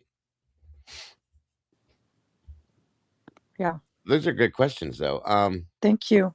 When You know, everybody's talking about how did they get out of the rooms, we haven't really seen a lot of photos, or I don't even know if they tested the windows like from the outside of the house. Like, did we see anything like that? So we don't even know. Like every bedroom had a window. Maddie's has the balcony, you know. Have we even seen we haven't seen the outside of Maddie's whatever led. Well, no, Maddie didn't have the sliding door, but she had a window that went to the balcony. So that's an easy escape. We don't see, I don't think, evidence that they tried to test anything there. So ignored. It's sometimes it's the things we don't see. That's right. Mhm. yes. More blood at the crime scene in Nicole Brown Simpson and Ron Goldman than there was in these whole house with Borbe. Yeah, there should have been a lot more. I agree with that too. The average adult weighing 150 to 180 pounds should have about 1.2 to 1.5 gallons of blood in their body. It's about 4,500 to 5,700 milliliters. Thank you, Meg. I knew she'd be able to answer that. I thought it was 7 to 8 or 7 quarts. I thought I remembered from way back when I learned that stuff, but Twiz said 8, but that's more on point with what she said. To be Josie roommate. Betty was Josie one of the roommates. One of the roommates is not waking up. Oh, okay, I got you. The last part of what you said, Kim, was broke up. Can you repeat that, please? That we're talking about how they could have gotten out of the rooms and the windows. Maddie had a window going towards the balcony. And when I looked at the crime scene photos, all of her little knickknacks and plants and that corner by the window was covered with stuff. Oh, okay. Have we seen outside the window? Have we, like, did they do any testing on the windows? Like, I just don't remember seeing. Xana's room has a window. Right. Did they do anything with the outside? Was there anything there? That's a good question. That's a very good question, actually. Welcome, Tomboy. And thank you, RA. I appreciate you joining us and asking the questions. That's what it's all about. So that's Thank you very both. awesome. You are very welcome. Thank you. Thank you. It's all averages. I'm 99% sure 8 came from the video where the goalie got his neck slit. Yeah, I know what you're talking about, Twiz. I remember. I think you're pretty close to that. The number's right. And also, Ethan had a lot of arterial spray on the wall, a huge pool under her bed, but Kaylee had the same injury, not much. I know there's things off with the way these things happened. I fully agree. Mm-hmm. Here's my opinion. That room is so small that Maddie and Kaylee were found in. It is tiny. And there was blood, don't get me wrong. But with both their injuries, okay, I would have imagined there would have been spray everywhere. Okay. There should have been. Okay, there should have been maybe some arterial spray for sure. There should have been spatter from bludgeoning. When you hit something, the impact produces a spray. Okay, and the way Kaylee's face was described, again, trigger warnings. It should have been There should have been spatter all over the place. This is why I struggle with Kaylee being attacked in that room, even though we were told that there's no blood below her waist, therefore she was not on her feet. Well, there's something not right. Okay. Yeah, Mhm. I feel like this is what happened here is that she was carried upstairs. Maybe she was on the ground, was picked up and carried up, therefore she never had to stand up. Okay. That's just part of my thought process with that. They were saying because she didn't have any blood below her waist, Mhm. Mhm. that's why they're That's saying what she that was never reasoning is. vertical after the attack. So and that's fine. That doesn't mean that she was in that bed. It means that she was probably on the ground. Could have been on the hallway right there by the pong table. Okay, and she was picked up and taken upstairs. Um, Horizontally. horizontally, yeah. Yeah. That's all they had to do was pick her up and carry her, one on each end. You know what I mean? Mhm. This is again an opinion, folks. So I don't have facts to produce to show that that's what happened. It's just my thoughts. But Mhm. that's the only thing that makes sense to me about her because that bedroom should have been a disaster up there on that third floor, and it wasn't. It just wasn't. Nope. I think that's a big deal right there. I think the stomach content reports need to be seen. I think the full autopsies need to be released. Other than, again, I'm perfectly fine with not seeing the body. You can show us a diagram of the body where everything was, and the rest of the like the stomach contents, the everything else, so that the scientific side to everything, the technical side. Just give us those things, and it'll tell a story on its own. Mhm. There was never a mention of slashes or rips or stabs through the girls' shirts. True. Uh, Riz, thank you so much for that. I didn't realize. Oh, it's okay, Oh, hon. It's okay. You did great, though. Just so you know, you're always welcome to jump up here and express your feelings or thoughts, and you did amazing. So thank you so much for that. I appreciate that very much. yes, you did. Release all the camera footage prior to 2:30 in the morning. I agree with that too, Jenny. Camera footage, phone data of where Yep, everybody was, everything. survivors, surviving roommates, everybody. Yes, Yep. yes, all of it, please. And I agree with Tomboy says she agrees with 1-1. So 1-1 made a state. If this is the right one, that Kaylee definitely fought. I fully agree with that too. I think Kaylee may have ran from upstairs, got to that point right by the pong table, was attacked, and probably fought back. That's why Mhm. I think her blood is in that area. You can argue with me all day about it, but I'm going to come right back and say I think that's what happened. Yep. So truly, honestly, Yeah, and they that's are. according to what, their surviving witness testimony said Hmm. happened. So, Yes, ma'am. you want us to believe her on everything else. Right. Hey, AR, good to see you, brother. AR Hayes in the house. Everybody says I have a gut feeling no autopsy reports will ever be released. Most likely, this case is going to stay under. I agree with that too. I'm very comfortable saying that. I feel like I think that would be a finality if they were to release the full autopsy reports. I think that would give us answers. We're never going to get that. I think it would tell us things they don't want us to know. We're never going to get that. That's why I feel that way. I need to find a medical examiner. So here's what I'm envisioning. I'm envisioning the official autopsy report is the recording sheet that the medical examiner is going to fill out Hmm. with all the information from all the work that she or he does. Then that is what I feel like we'll never see. However, they should, I would think, write up a report from that, and then the report that they write up would Sure. be given to law enforcement, and I think that report is what we should be allowed to see. Now, I could be totally wrong. That's just what I'm thinking. I'm curious about that, if that's how it is or not. Yeah. And that little report that they released to us is not what I'm No.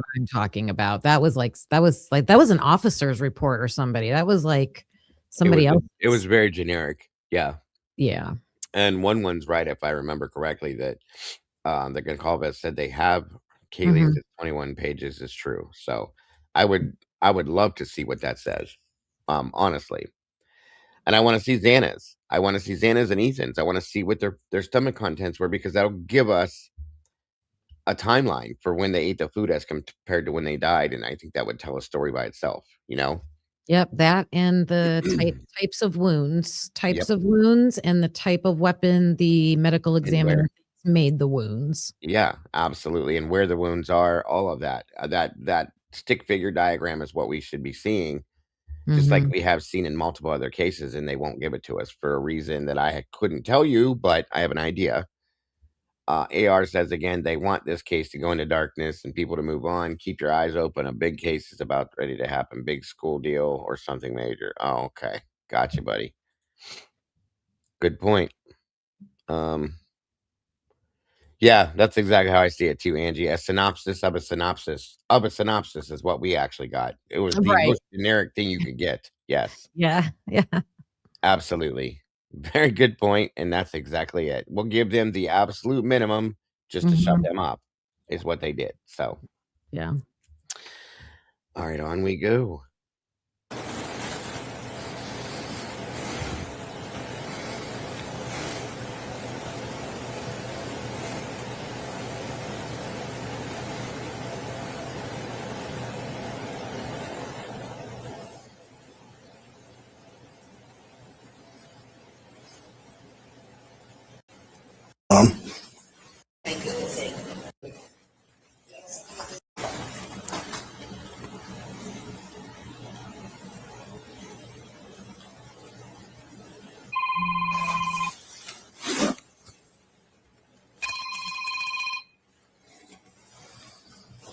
Hang on. I am. I'm recording right now, but I'm alone. So.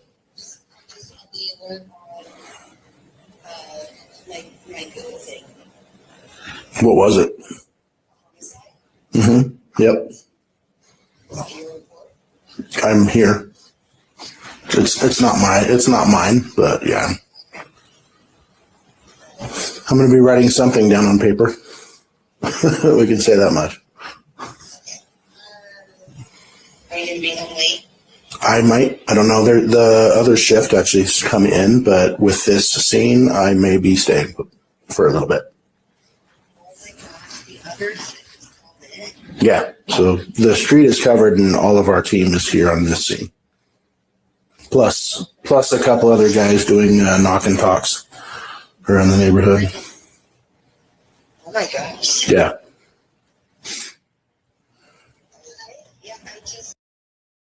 Does anybody else think that this is odd?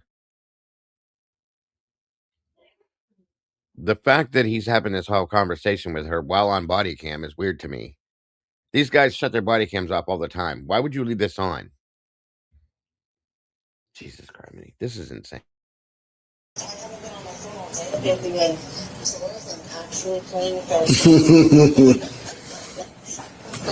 Cool.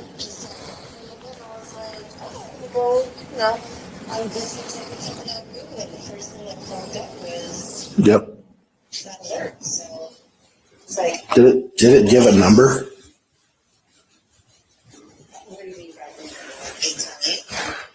No, like a number. I was just curious. I don't know.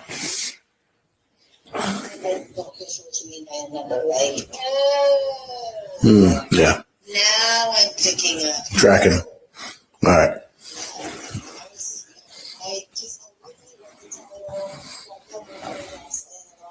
Oh, what the? Yeah. Understanding it looks like. Well, some of what happened, we did air some stuff over the radio, and then anyone with a quick ear would have been able to pick up the number. Oh my gosh, that number. Yeah. Oh my goodness. So it's serious. It's pretty serious. Interesting.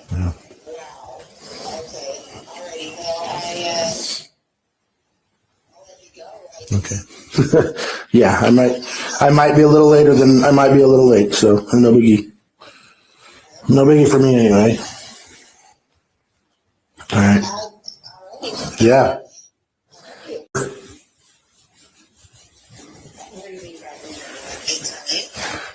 No, like a number. I was just curious. I don't know.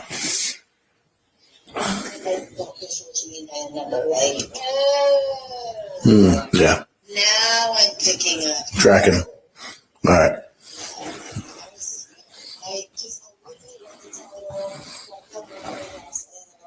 Oh, what the? Yeah. I was understanding it looks like. Well, some of what happened, we did air some stuff over the radio, and then anyone with a quick ear would have been able to pick up the number. Oh my gosh, that number. Yeah. Oh my goodness. So it's serious. It's pretty serious. Interesting. Yeah. Wow. Okay. Alrighty. Well, I'll let you go. Okay. Yeah, I might be a little later than I might be a little late, so no biggie. No biggie for me anyway. All right. Yeah. I love you too. Be safe, and we'll see you when you get home. Okay? All right. Love you. See you soon. Bye.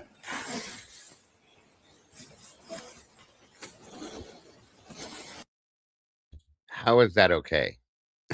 How is that okay? Again, severe lapse of integrity and judgment, 100%. That's unbelievable.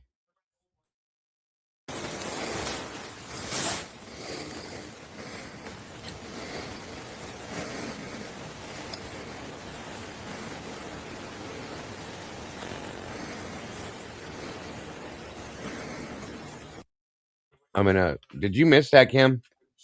Oh no, I was watching it on my phone. When I step away, I still watch on my phone. But Any thoughts on that?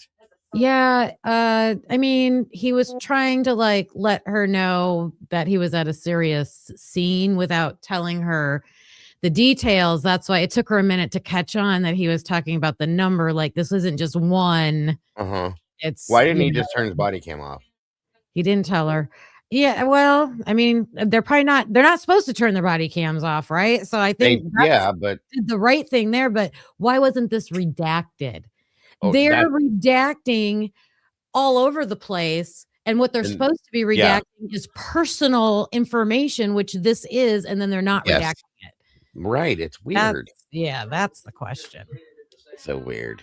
Well, whatever. It's odd, but I'm gonna step away just for a quick second, Kim, if you don't mind, and grab some coffee. I'm gonna just let it play for a minute, and I'll be right back. Okay? Sure. Thank you, ma'am.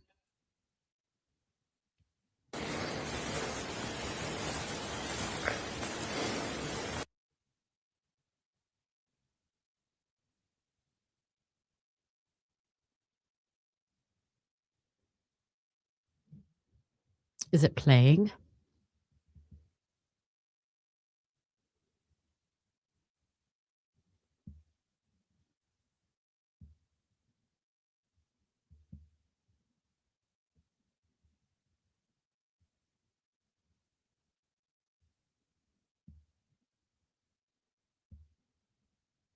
He's frozen like a statue.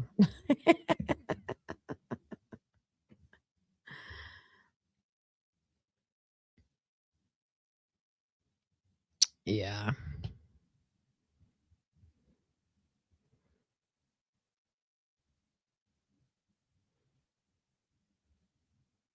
Oh, they go encrypted when needed. Oh, you guys hear my phone?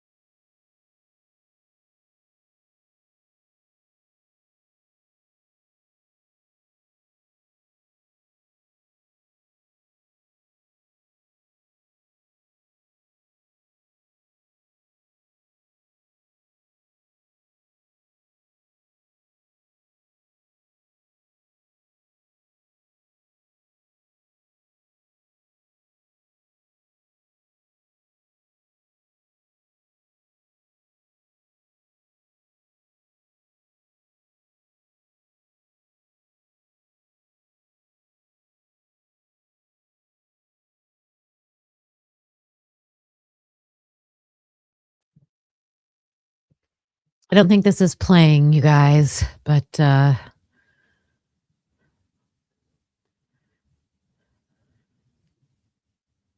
aren't on UTC. Oh, the times. Aren't they mountain time? Why do I think that?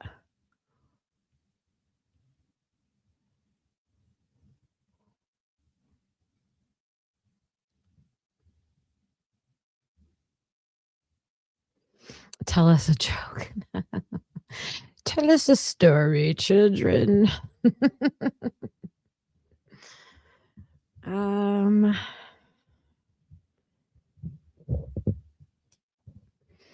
Looking at what's in the photo there. I know they only did the Blue Star, whatever it's called, testing on places in the kitchen where they actually saw blood, right? I don't know if they did that for the whole floor, which I think they should have. Back. Sorry. I don't think it played. It didn't play?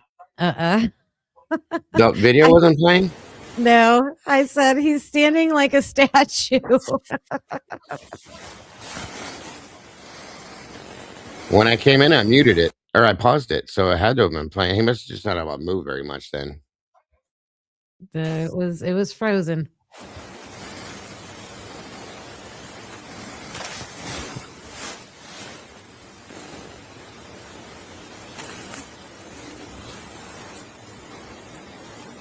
That is a joke.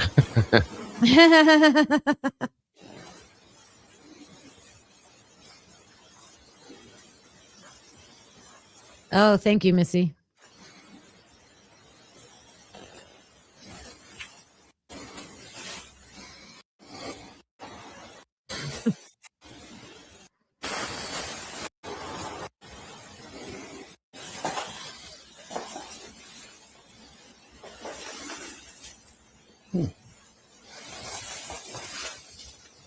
What's he looking at? That's what I was going to ask you. Because And he went, Yeah. Uh-huh. Okay, so you caught that too. Like he was looking at something weird. Let me back that up just a tinge and see if there's something that happened that we missed.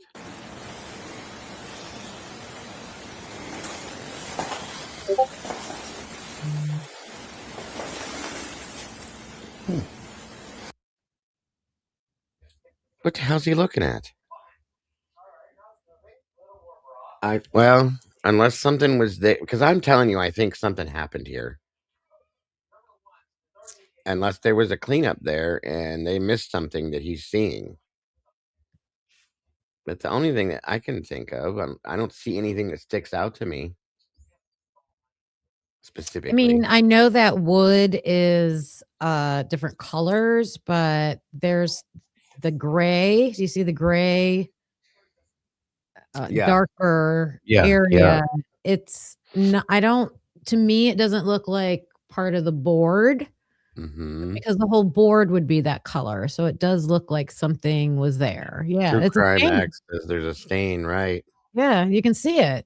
Well, Larry and that Craig- would explain when they dumped all the. Oh wow, okay. It's coming out like in a jagged shape. Like right here. Like start at the, unless it's a shadow. I don't think it's a shadow. I think it's all that. Yeah, maybe that's what he's looking at. Maybe he walked over here to look to see if it was a shadow, and it's not. Right, because you can see the shadow from the dryer as a clear angle, like that angle. That's weird. Mm-hmm. That is odd.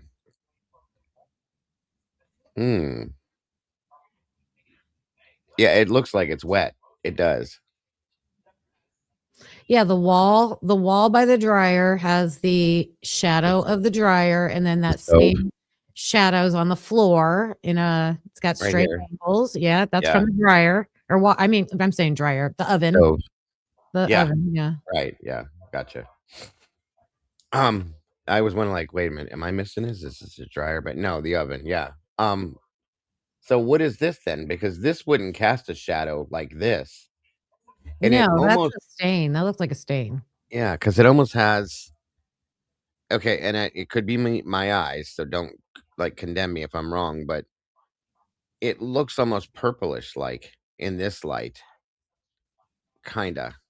Well, Twiz is right. It could be old, that's true, but with what just happened here, it makes you wonder because there was a cleanup and they dumped tons of that Amido Black over here, guys, tons of it. So, and on all they said that they had was something on the door handle here, I think, and on the door frame. Wait, what day is this? Is this the first day? Yeah, this is the day of. Okay, so no one's been in there to do any testing yet. No, so this is something It's not from that Amido Black. no, it's got to be from what happened the night before. If it is a stain, or like Twiz said, it's old.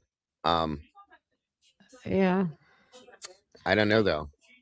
I mean, I have flooring similar to that, and we had a Oh, leak boy. and it got wet and it turns discolored like that. And then when it Mhm. dries, it gets like a lighter color. Yeah, and it'll warp too, right? Yeah, we have the same. I have it in that room right there, and in my bathroom and my kitchen. So, Mhm. does Amino Black show dog urine? Yeah, it does. Hope that's a protein, so yeah, it would show that. Mhm. Should have been tested. Yeah, agreed. Maybe they did. Maybe that's when after they test this, because there is a spot here after they did the testing where you can see it was covered with Amino Black. So, not this was way after this, but still. Okay, Italian girl. Thanks for joining us, dear. Hope to see you soon. Yep.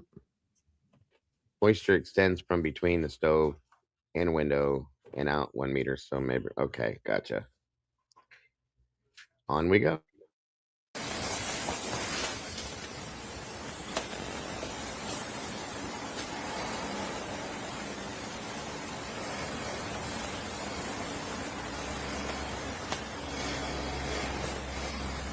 Interesting.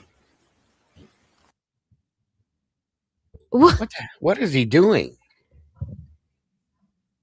He's moving back and forth, and then he said interesting after the. Uh-huh. What are you looking at, bro? Yeah, and he's stepping right on it. Mm-hmm. It almost looked like he was like waving back and forth. You see what I mean? Watch. Mhm, Oops, I went mhm. too far. Sorry. Yeah, I'm trying to figure out what is he looking at.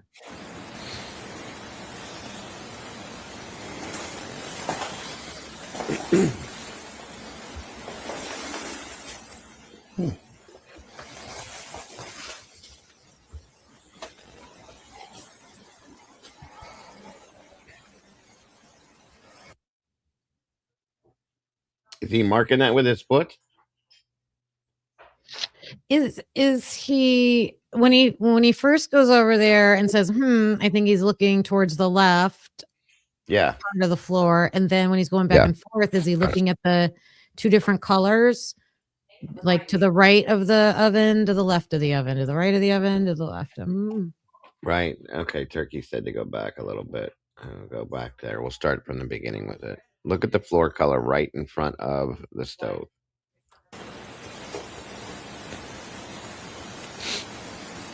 Hang on. You're not getting an echo, right? No.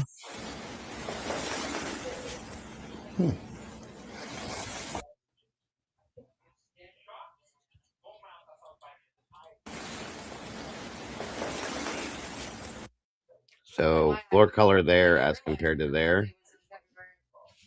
This whole thing looks darker than this. I'll say Wait, that I much. think that's his shadow right now. This is, Like, yeah. can you see his butt right there? Like, Right so there. then he's facing the garbage can. Mm-hmm. I had it spun around right here. You Okay, think? yeah. I Yeah, think he's that's what it looks like. facing. Yeah. So this is his I shadow.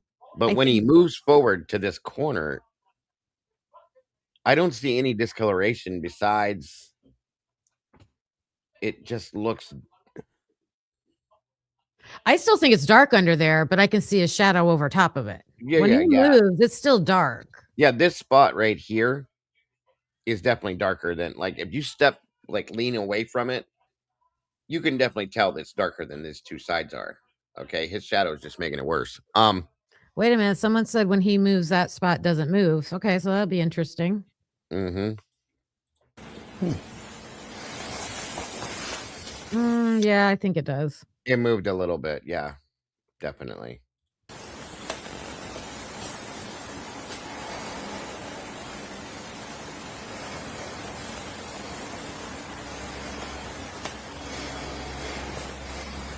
Interesting. I have no idea. I mean, it looks like it's going darker here, but what is he doing? God, he's such an idiot.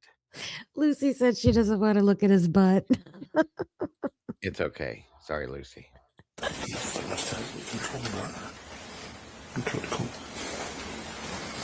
There is a power cord there, and it looks like it's going under the floor. Some kind of cord. Is that what he just said? Oh, I didn't hear this part. He just said something. I was not clear on it, but hold on. Interesting. You see that wire right there? That cord? I thought that was just the stove cord. Yeah, but there? it looks like it goes in like under the into the floor. It could be. Oh no, it's an electric stove, so it shouldn't be a gas line.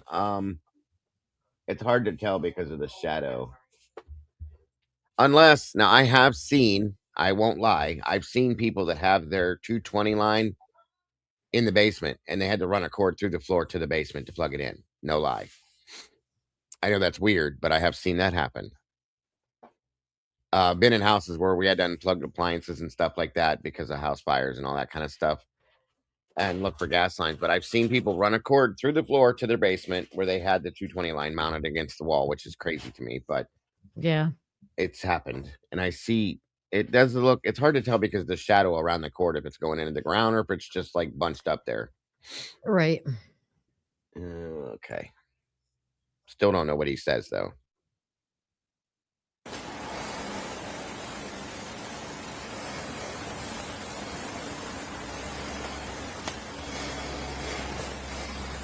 Interesting. Control the burner. Control the cool. What did he said something burner.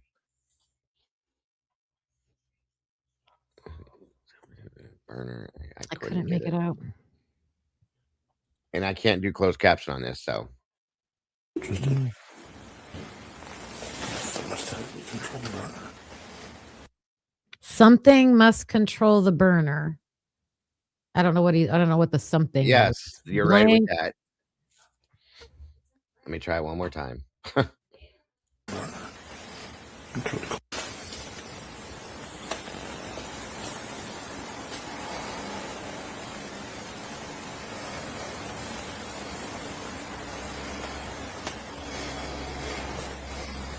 Interesting. Control the burner. Control the cool. They cook cold. Must control the burner. Interesting. What the hell is he talking He about? says something like, he says, wonder what controls the burner or something controls the burner. Must cook cold or something like that. Yeah. Like, is it because he doesn't see knobs on the front of the oven? That's what I was just saying that. Yeah, I think because it's a digital stove. Like, no, there's knobs on the top and the back. There's knobs to turn the burners on. Yeah, they're right there. 1, 2, 3, 4. Yeah, does he not notice that? Oh God, I wouldn't be surprised. Jesus, and look at us. Look at thermostat. Yeah, look at us. Like we're transfixed on this just because we want to know if he says anything related to the case. Jesus, Warner. Oh, wait a minute. Yeah, look at the stove. It's blinking. The the clock was, yeah. So the power went off and on. Oh.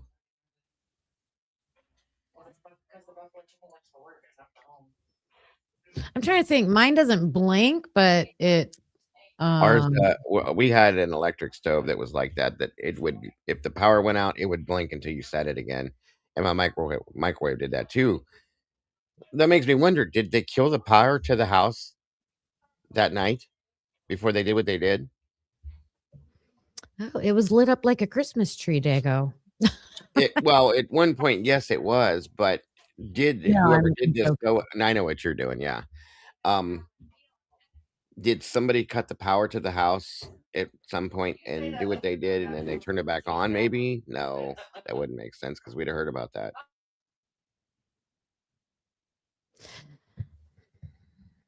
Something got shut off. I don't know, but there's a reason why it's blinking. But here's the thing: that could be from something that happened before, and they just never reset the stove. True. True. Okay. Unless the stove came unplugged somehow that night, maybe by a scuffle. But remember, it's blinking now, but we have photographs where there's a time set. That's true. That is true. Good We point. have crime scene photos where the time is there.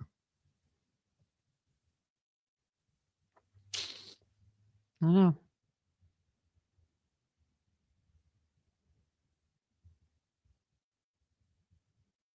Yeah, that's interesting because if that's the case, why? Why do we have one that shows one thing and one that shows something else? It's an electric stove. We know it's plugged into a 220 line at the very least because it's an electric stove. Yeah, that's a good point. We might have to go back to that too, Twiz, just to see what that one looks like. The when Lanier's in the kitchen with Corbin Smith. So I'm putting that down. I'm gonna go back and we'll check that in once we get through this. That is very interesting. Anything else, Kim, before we go forward? No. On we go.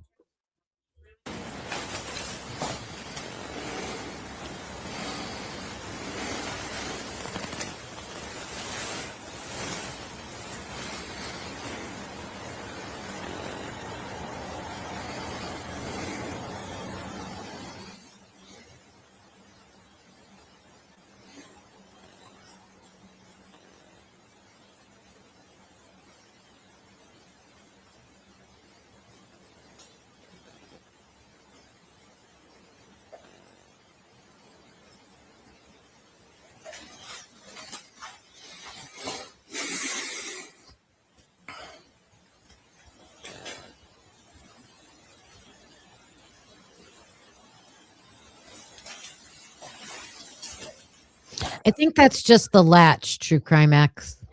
Like the locking latch for the oven door.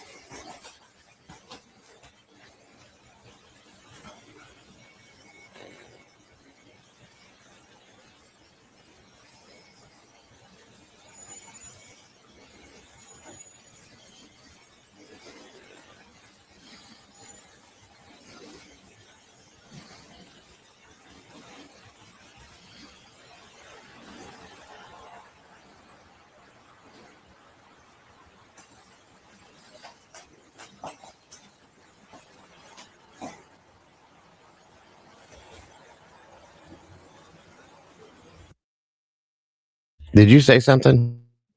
So there were a couple of people commenting on the oven door handle. There's something above it. I assumed it was just like that locking mechanism, but I don't know. Do you see That's how it? you close lock that to clean the oven, I think. That's what I thought, but I don't know. What do you guys think it is? I had one like that. Yeah.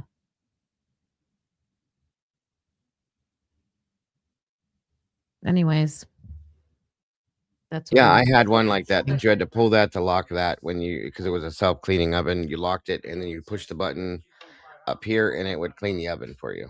Yep.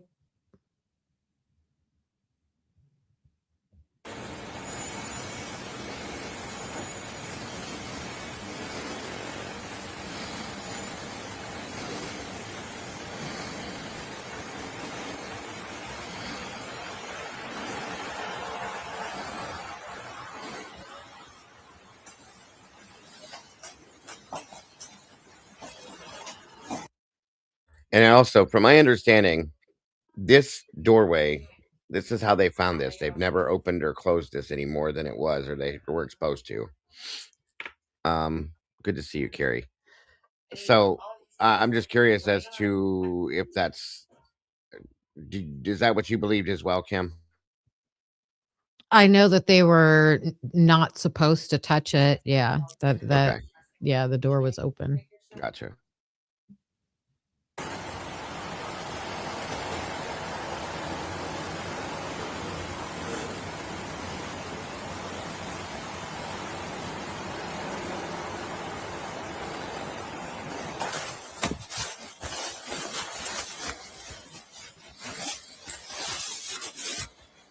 Thank you, Riz.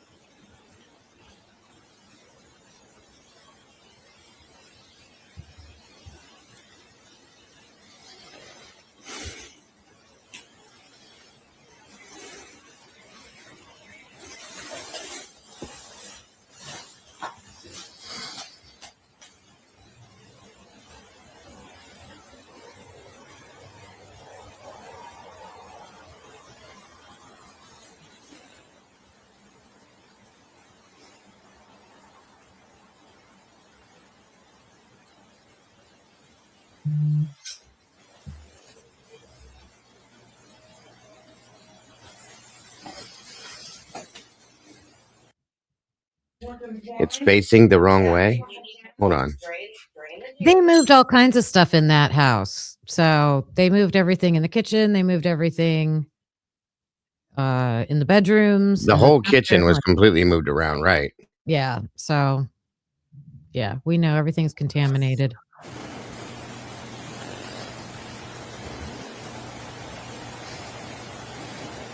I gotta let my daughter in the house. You want me to pause it? No, you're good.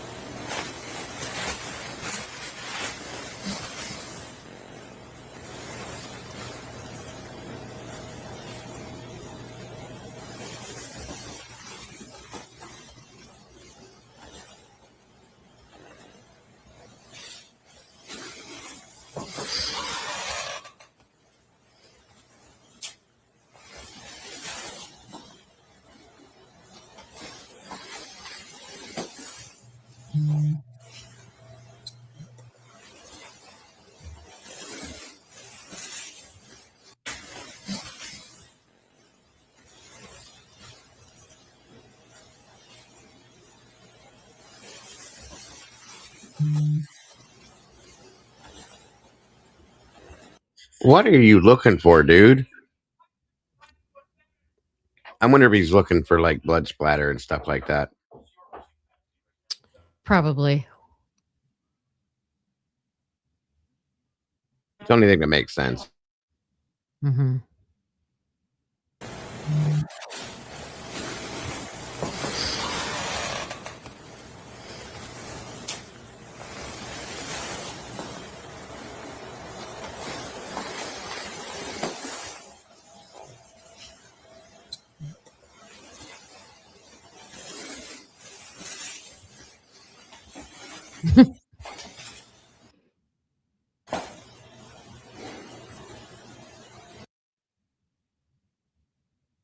Is this thing actually blinking, or is it because of the lens from the body cam?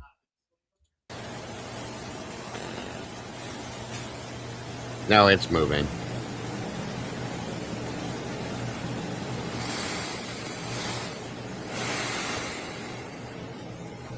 Yeah, it looks like it's moving to me.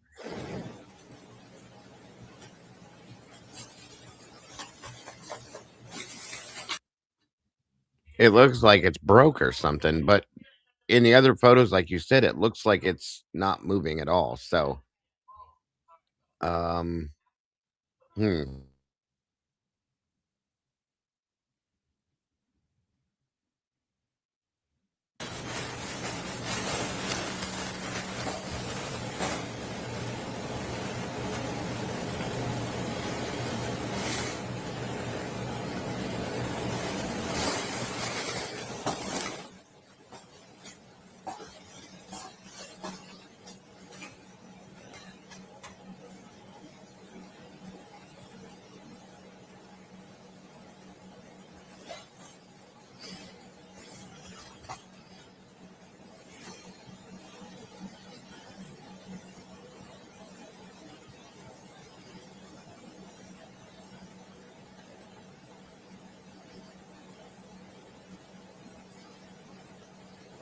Oh, wait a minute.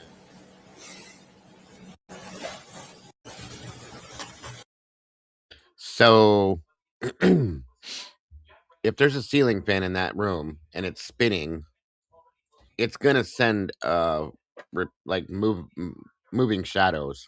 Okay, almost like an optical effect. I think is what Nothing said too. So if you look at it,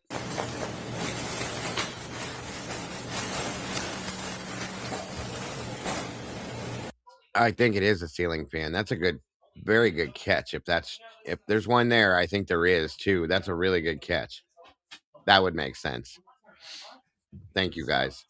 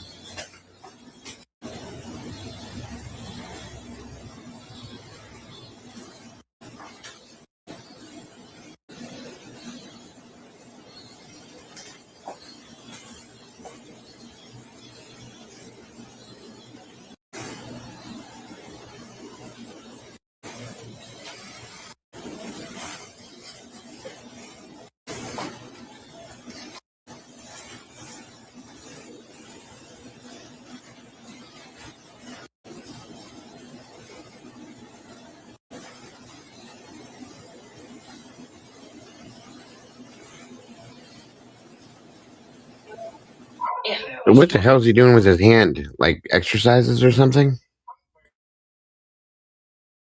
That was weird.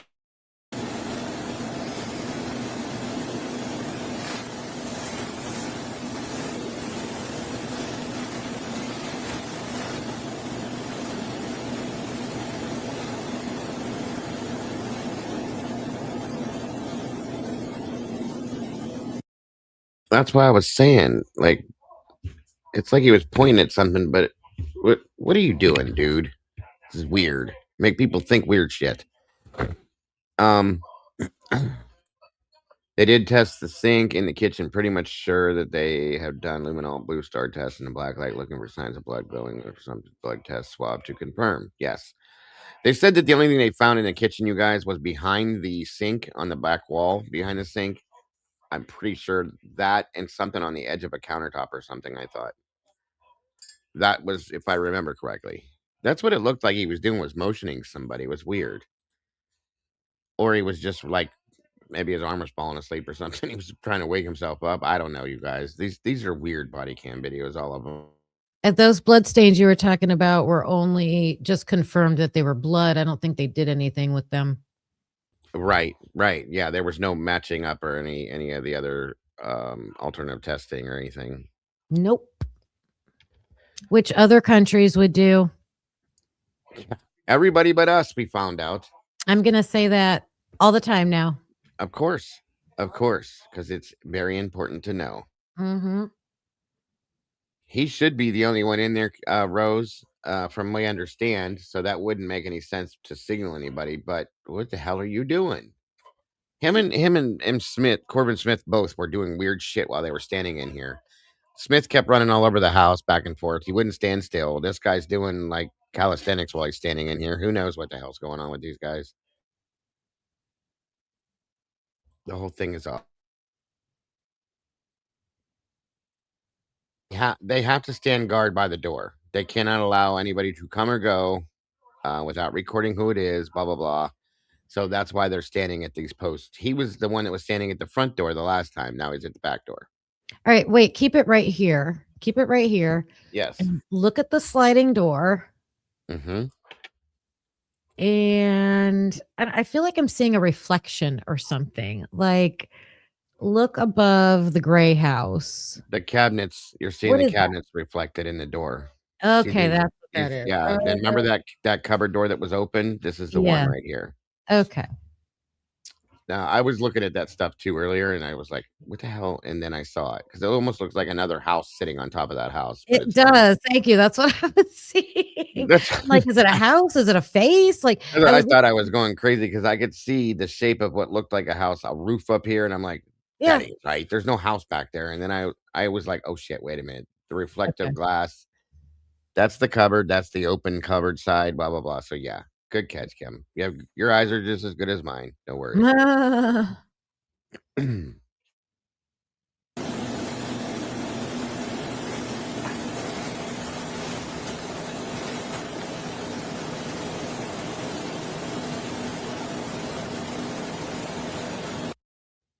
And that's also a good way to be able to catch if somebody else were to walk in there, you guys, you'd see a reflection of them through this glass, just so you know.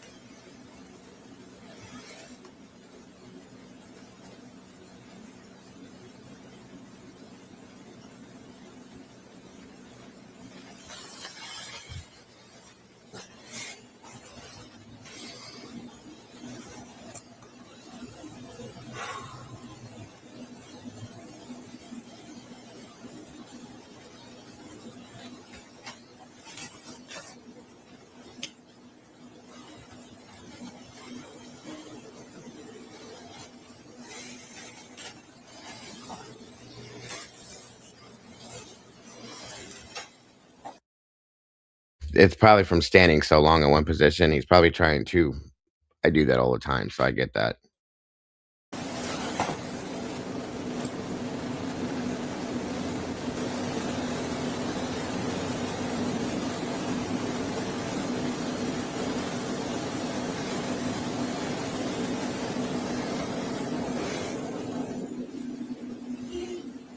Why wouldn't they just grab a chair and sit down on the patio right here and just watch and not move?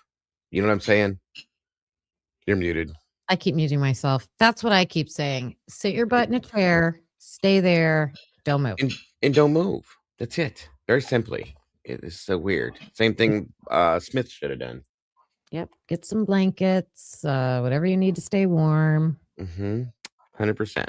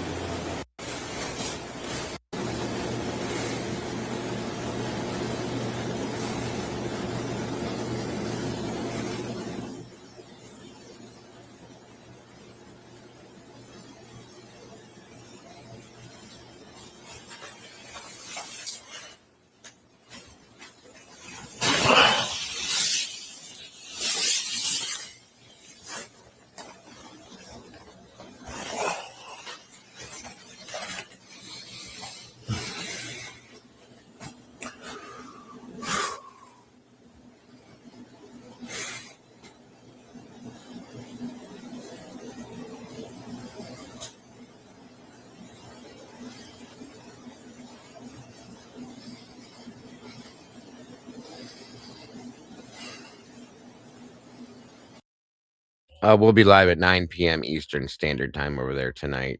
Turkey Creek. No worries.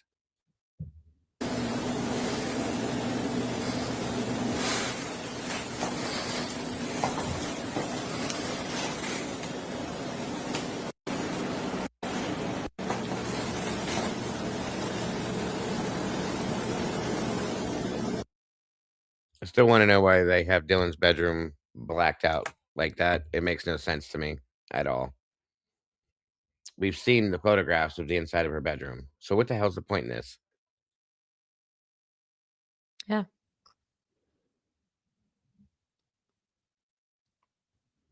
Miss Fancy says, yes, they didn't seem to have PPE protocol known or available, or everyone would be in booties, gloves. I'm so sick of this shit. Not walking around contaminating. 100% correct. This is not, see it, no, not even close. She's absolutely right. Good point, dear. There was supposedly blood on the walls. Remember when they were walking through? So, I mean, could be that. Yeah, that would make some sense. Agreed. Good point. Good point.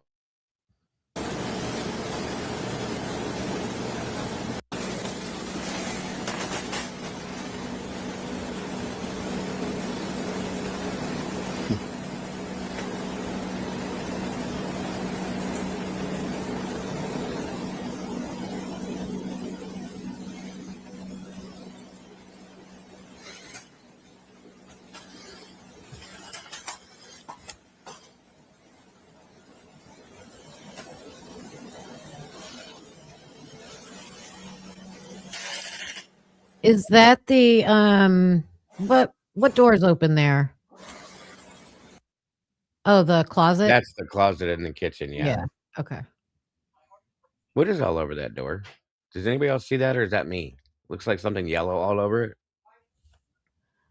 Yeah. Yeah. Never saw that before. Okay.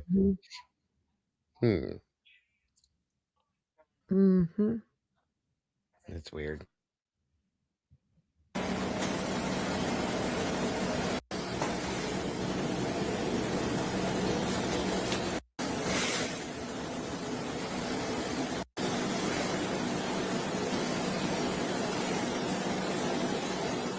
There was a cut there. Say again? There was a cut there. Like in the video? Uh-huh. Hold on. I think. What do you guys think? Let's watch it again. From when he's looking out right there, yeah. Should I go back just a little bit more, or Yeah, like a teeny tiny. right Yeah. there? Okay.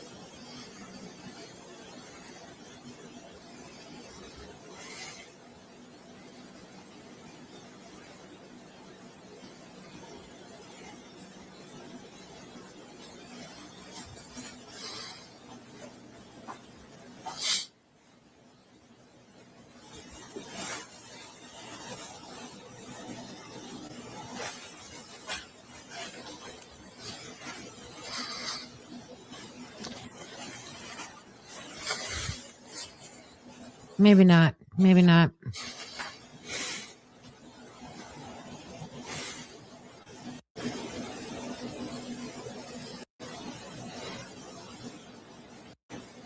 Right there. Right there. It jumped. What? That was me pushing it forward, I think. Hold on. Because I told you I was going to scrub through it slowly so we don't have to stand here, but hold on. Oh, okay. Never mind then. I think it might have been me. Yeah, I'm sorry. Okay. That's okay.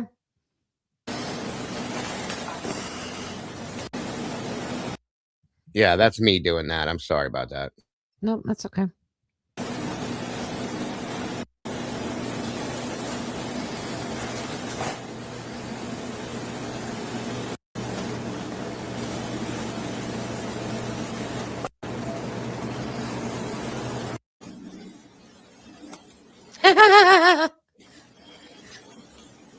He's doing a yoga pose. What's that called? Hanging ragdoll or something like that?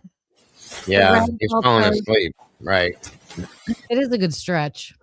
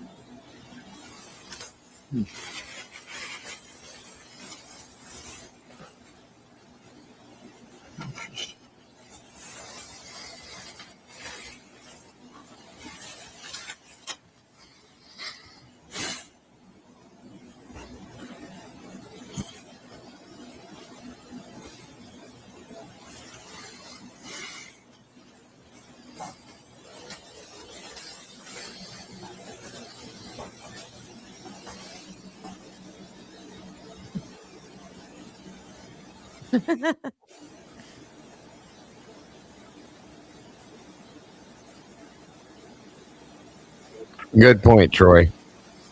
Yeah, that was funny.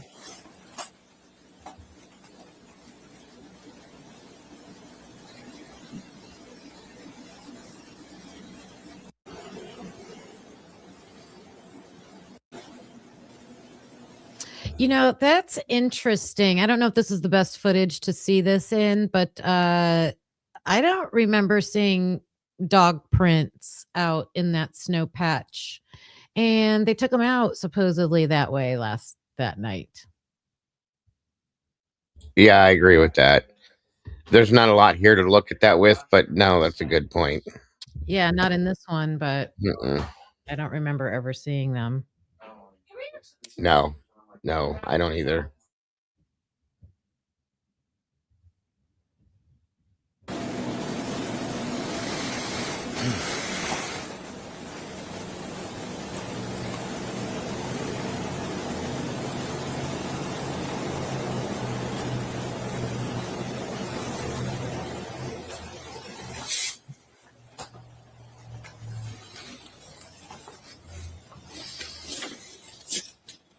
That footprint that Snyder saw.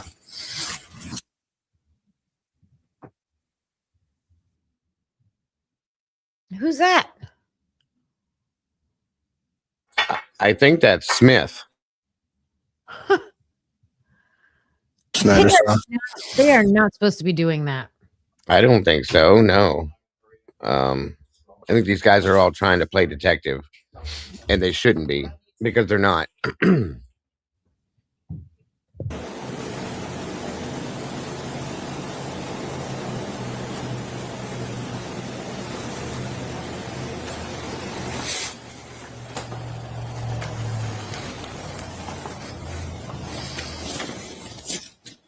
That footprint that Snyder saw.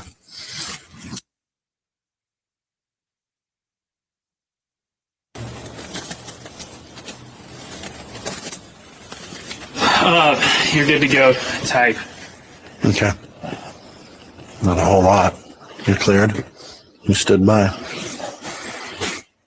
Yeah, I guess I had a lot more to type. Since Yeah. Talking about. With the warrant.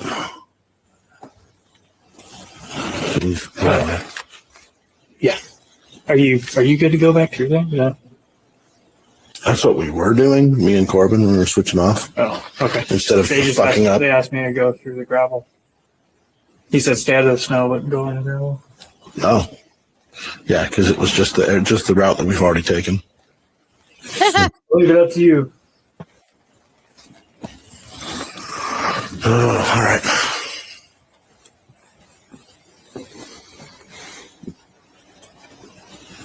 Yeah, Corbin and I have just been standing here by the corner of the table.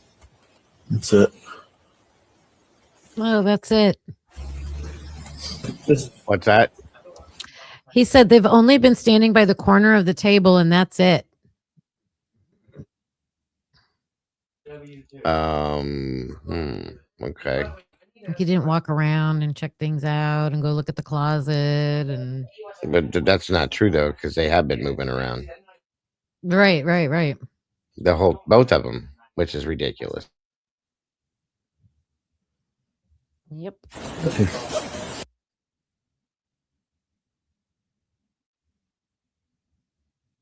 That I don't know. Turkey Creek, I don't know. Honest to God, I don't know.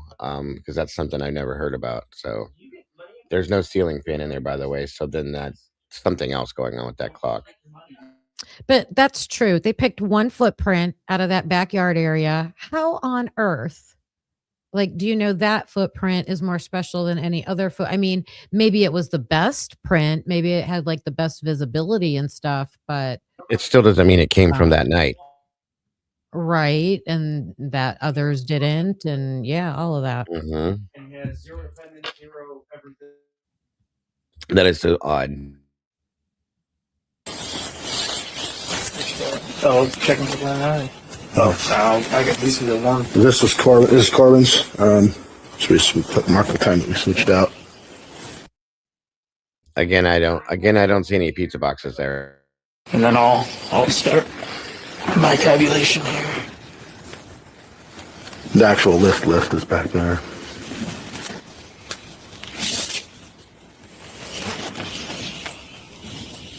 $15.28.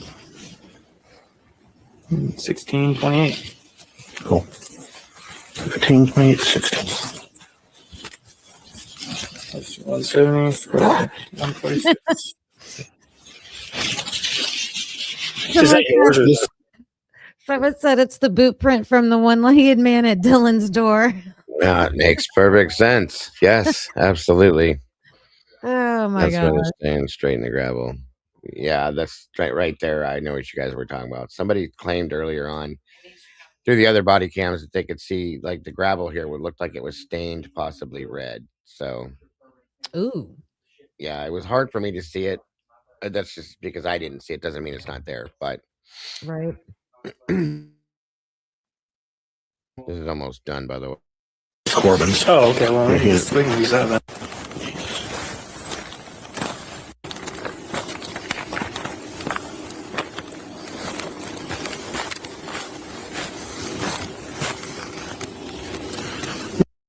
So right now we're at 4:28 in the afternoon.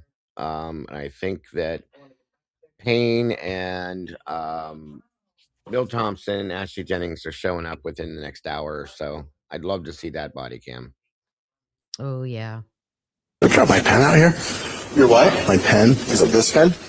Yeah. You gave it to me. Oh, okay. I was like, shoot, I lost it. I'm heading back to start typing. I'm gonna see if someone there. Yeah. Did you maybe like stir or something? 70. I'll have somebody come up. Is he? Well, they're probably busy. Maybe one of the guys that came in that's not interviewing. So there's actually just another open door up there. That's why we're hanging out up there. No one's got. Is it? It's just a post. It's just a post, but it's that. Yeah. So he's still up there. No, we are tracking it though. Okay. So they're just going around then when they rotate. Yeah, when they go around, but I guess I'm out now. So yeah, I just marked you out. So thanks, man. Yeah, once you're almost there. Comes like once they get thawed. Yeah. Or just rotate with. Okay, I'll check with him, see if he can come relieve you. Most likely he will be able to.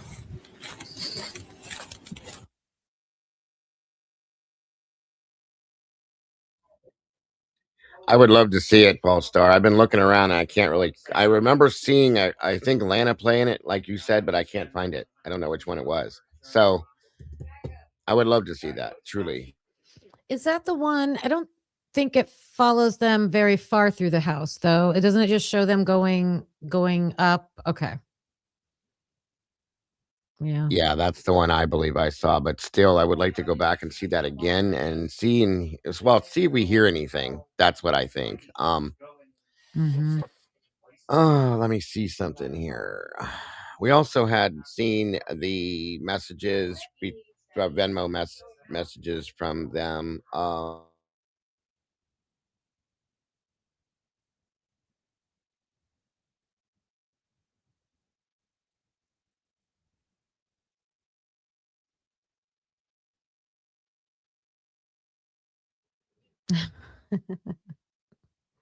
It doesn't really show a lot of anything. Idaho records exposed officer misconduct, and the state decided to conceal them. Imagine that. To say that again? What's out? Somebody sent this to me. I thought this was kind of interesting. Idaho records exposed officer misconduct, then the state decided to conceal them. Related to this case or something else, you think? I'm not 100% sure. I'm going to pull it up so we can go through it. Oh, redacted.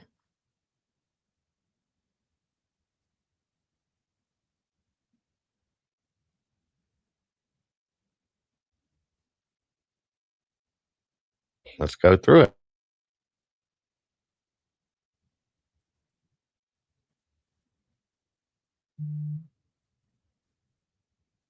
So Idaho's prison system and state agency that certifies law enforcement will now conceal information about officers' employment histories, making it more difficult to scrutinize job candidates and ensure accountability for officers accused of misconduct.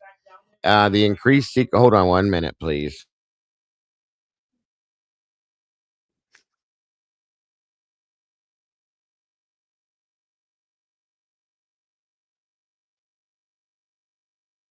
Okay, so sorry about that.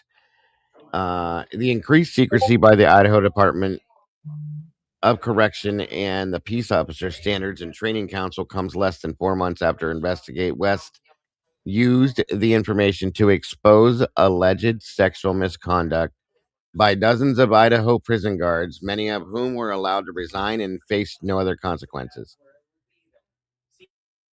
You've got to be kidding me. That's what happens. It's everywhere, Kim. Washington, everywhere we go. Everywhere. Yep.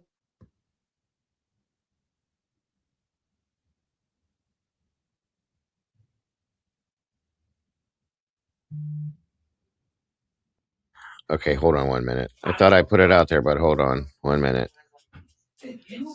1 second, guys. Sorry.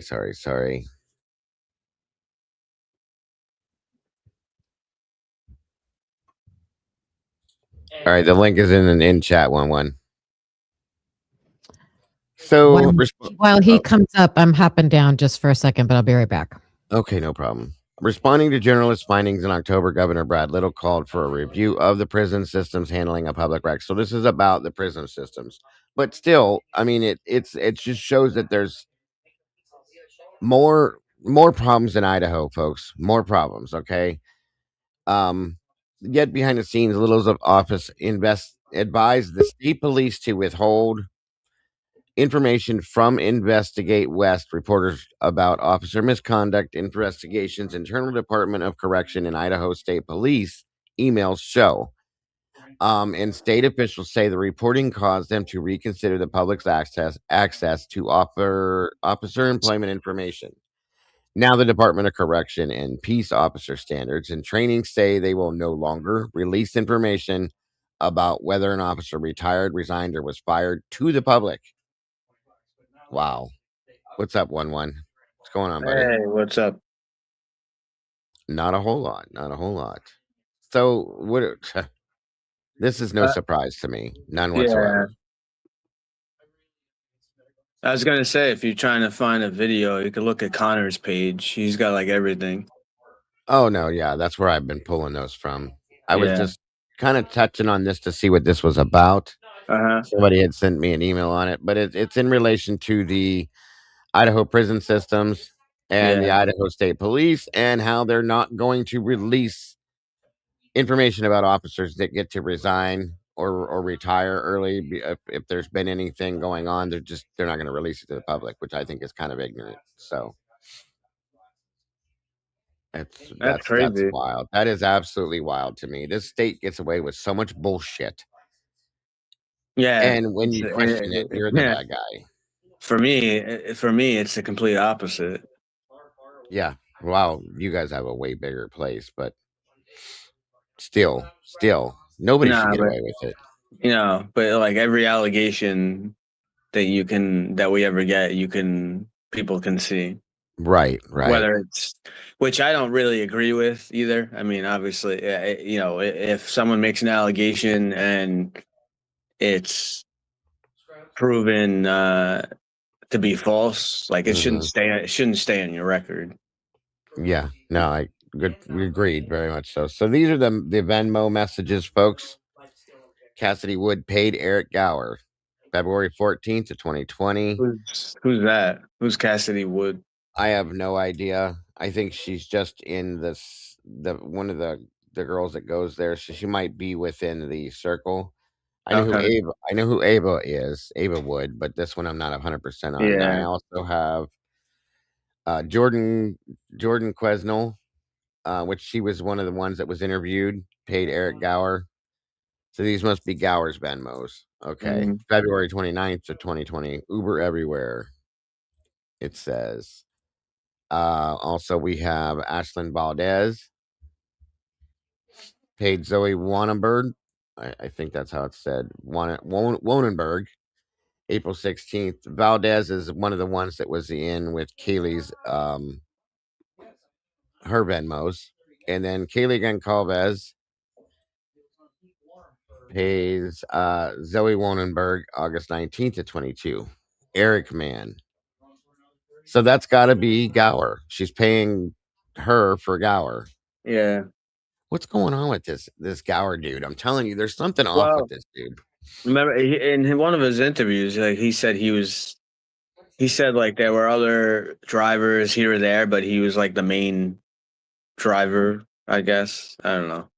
Yeah, it makes you wonder why he was the main driver. Yeah. He would go off the clock and he would pocket every dime that Yeah. he made, all that kind of stuff. But it just makes you wonder why this dude was the number one. There was something else going on there that he was doing in the background. It just makes me wonder. That's all I'm saying. You sound like you're burnt out. 1-1, you good? Yeah, I'm good. Just 4 hours of shoveling. Yeah, that'll tear anybody down for sure. Most definitely. They did pretty good job with the roads, but there's like no one on the road, so pretty easy. With But all that you guys got, I wouldn't imagine there would be. Yeah, we didn't even get a quarter of that this time. We were lucky.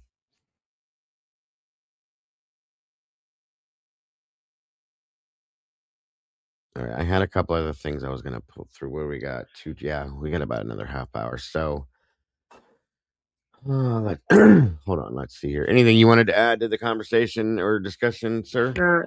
Specific? No, I just get annoyed whenever I watch these crime scene stuff. Mm-hmm. I mean, it's pretty. I mean, you can't. There can't be much more of a, like a simpler job that you get. It's stand at the door, don't let anyone in. That's it. Don't touch anything. Don't walk around. Right. Which they do the exact opposite of. I mean, I know it's like, people like, oh, but how could you stay there for that long and not what? Well, I mean, that's what it is. That's what your assignment is for the day. You have to maintain the integrity of the crime scene. So, welcome back, Miss Jessica. Yes. Hi, one. So, hello, how are you doing? There's a video that came out about 2 years ago. Okay. And I was going through some stuff a while back because we've been talking about who we believe targets were in this. Okay. Somebody sent me a message via email about a week ago, and I just got it 2 days ago. So I'm sorry. I've been crazy busy with other stuff. But this is an interesting video because, like I said, it came out 2 years ago, and it relates to, it's about the target of the crime. And I've never seen this before, and I watched it earlier, and I was like, this is kind of interesting. So I like to go back on things, guys, older things, because a lot of times with what we know now, these older things, they kind of open up some doors and make you go, you know what I mean? Mm-hmm. So I figured we could review this. It's not super long. It's only like 15 minutes long. So I want to run this, and I want to see what you guys think at the end of this too. If you guys don't mind, you're welcome to stick around one as long as you can. That's great to have you here. And of course, Kim, I hope you do. So Yep. Let me check this out here real quick, guys. And this was by another creator that has put out some really interesting stuff through this case. For those of you that aren't familiar, his name is Casper West. I don't know if you guys have followed him. I have through the whole thing. Casper does really good stuff. So, but again, 2 years ago, remember that, okay? And knowing what we knew then, what we know now, and think about this.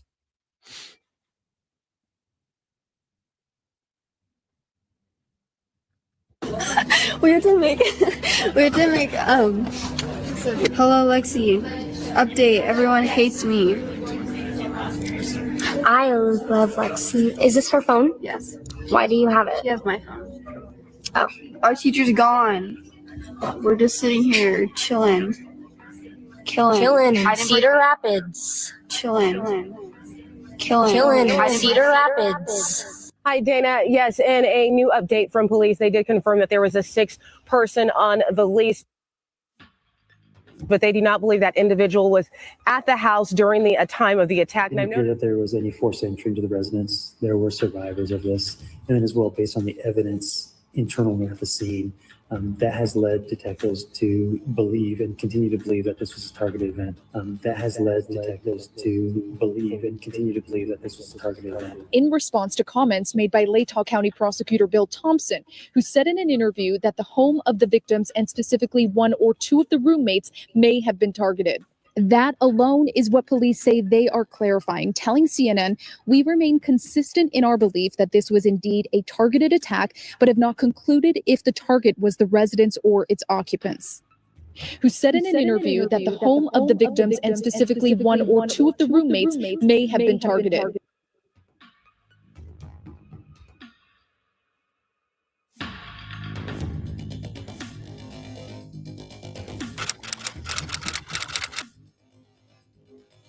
Many people are speculating on who was the intended target in this case. If we can find the intended victim, then maybe we can find more clues. The killer was allegedly there for one person, but killed 4 and spared 2. Why would the killer spare 2? And who were the accidental casualties for being around the intended target? Who do you believe was the intended target in this case? I think we were focused on Kaylee Gonsalves because of the coroner reports, her popularity on social media. But what if the intended target was the best friend, Maddie? I think that he at least had opened that door, went in, tested the waters, looked around. Steve says the coroner told him the killer's rampage started on the 3rd floor, where both Maddie and Kaylee had their bedrooms. Christy thinks he wasn't expecting to find the 2 friends together in the same bed. I do think that his plan went awry. I do think that, he intended to kill 1 and killed 4. When he said there were 4 victims, and I said, 4? And he said, yes, ma'am. I said, can you tell us if one of the victims was Maddie Mogan? And he said, yes, ma'am. Maddie Mogan, Kaylee's best friend from childhood. So Kaylee and Maddie would both come in very happy, very friendly. They always were just such a smile on their face. Just like pretty much you would say they're the light of the world, pretty much. Always happy and go lucky. They always came in just chatting. They always came with a group, like I said. They probably, I'd say 4 or 5 girls at most, all the time. They come in together. And I made a joke about it earlier. It was like, hey, coming together and stuff like that. It's nice to see you guys trying to stay safe. One of them more or less openly says, oh yeah, we've had a friend of ours be stalked before. So this is kind of why we all travel in a group like this. And just was it Kaylee who said that? Do you remember? No, it was Maddie who actually said that. So Maddie said it. And it was kind of like more mentioning, like motioning to Kaylee too, like who was right next to her. So Christy and Steve spoke to coroner Kathy Mabbitt before the gag order was issued. And they say she told them how the 2 friends were positioned in the bed. The bed was up against the wall. The headboard was touching the wall, and the left side of the bed was touching the wall. And we believe that Maddie was on the outside and Kaylee was on the inside. According to Coroner Mabbitt, the killer's first victim was Maddie, says Steve. And then from Maddie, he moved on to your daughter. You believe she had awakened at that point? Yes. Yeah, there's evidence to show that she awakened and tried to get out of that situation. The way the bed was set up is what... She was trapped. She was trapped. Brianna Fox also believes Xana and Ethan were collateral damage. According to the affidavit, Xana received a DoorDash food delivery at 4 a.m., then went back to her room on the 2nd floor. It's possible, says Fox, that Xana, still awake, came face to face with the killer. Did you say something? No. Okay, sorry. And she sees somebody that she doesn't expect, and I don't think he was expecting to see her either. One of the 2 surviving roommates, Dylan Mortensen, later told the police that she heard what she thought was crying coming from Xana's room. She heard a male voice say something to the effect, "It's okay, I'm going to help you." Not something a killer would likely say to an intended target, says Fox. He probably was trying to make a split-second decision. Do I run away? Do I kill her? What do I do? And he decided to kill her. Dylan, the surviving roommate, whose bedroom was near Xana's, opened the door. According to the police affidavit, when Dylan opens the door, she saw a man dressed in black with a black mask, and she says he has bushy eyebrows.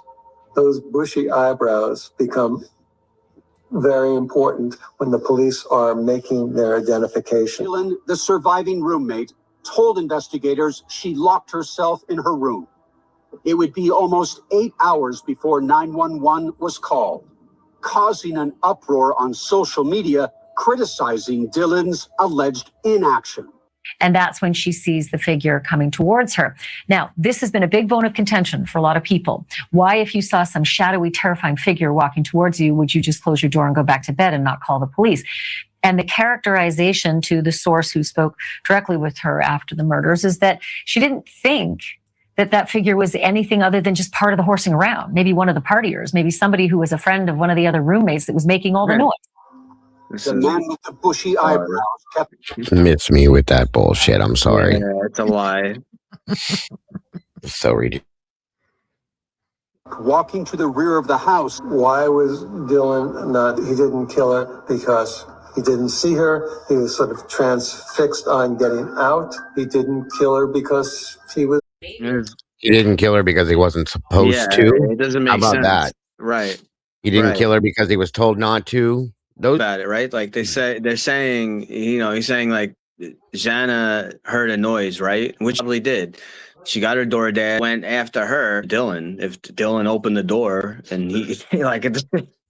Well, Dylan herself said in her interview that because she was asked, if I remember correctly, and thank you SRB for putting that up there via Venmo, PayPal, and or problem with this whole thing has always been that she said in her interview because she was asked, "Why do you think they didn't come after you?" And I'm pretty sure she said, "I think maybe because they knew me." Or something like that. I can't remember exactly because everything she No, she said. did say, yeah, she said that. Yeah, she did.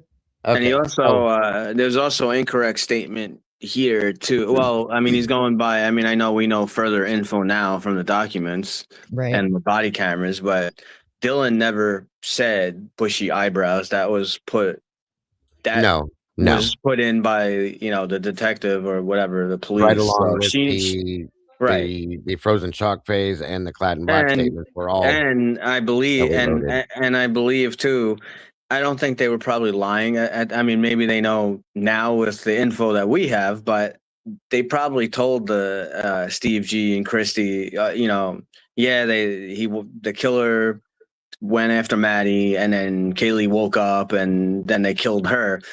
But that's not what. But we know that's not what happened. We know that. Exactly. Because okay, if he killed her there, how does she have spatter? It's very clear. Like this isn't speculation or a theory. Like it's by their definition. Like we covered this a few days ago, right? Like last week. I went over this. It's from Sutton's. From the state's forensic expert Sutton. She says that Xana was fighting at the beer pong table, and it was spatter, but then obviously she made a mistake, and it wasn't Xana's blood, it was Kaylee's blood. But then when it switches, when she realizes it's a mistake from Xana's blood to Kaylee's blood, she doesn't add in that further conclusion, but she already made the conclusion that the blood that she saw was from a fight. It's not cast off. It's not blood just dripping. It was someone was fighting right there at the beer pong table. So we know that there's a fight, and now we know. So Kaylee was there fighting someone or trying to get away. So yeah, and also the weird thing with that whole thing too, and I've said this before. The one of the claims is that the blood spatter on the wall behind the little gold bar thing, that cart, that belonged to Xana. So there's a couple drops back there that were Xana's, and from my understanding, if I'm wrong, please somebody correct me, but that's how I read that. So we have Xana's blood there on that part of the wall. We have Kaylee's on this wall over here, and the table. Like, did a whole thing happen right there with everybody in that area there? I mean, that's what it looks like to me. I really think Kaylee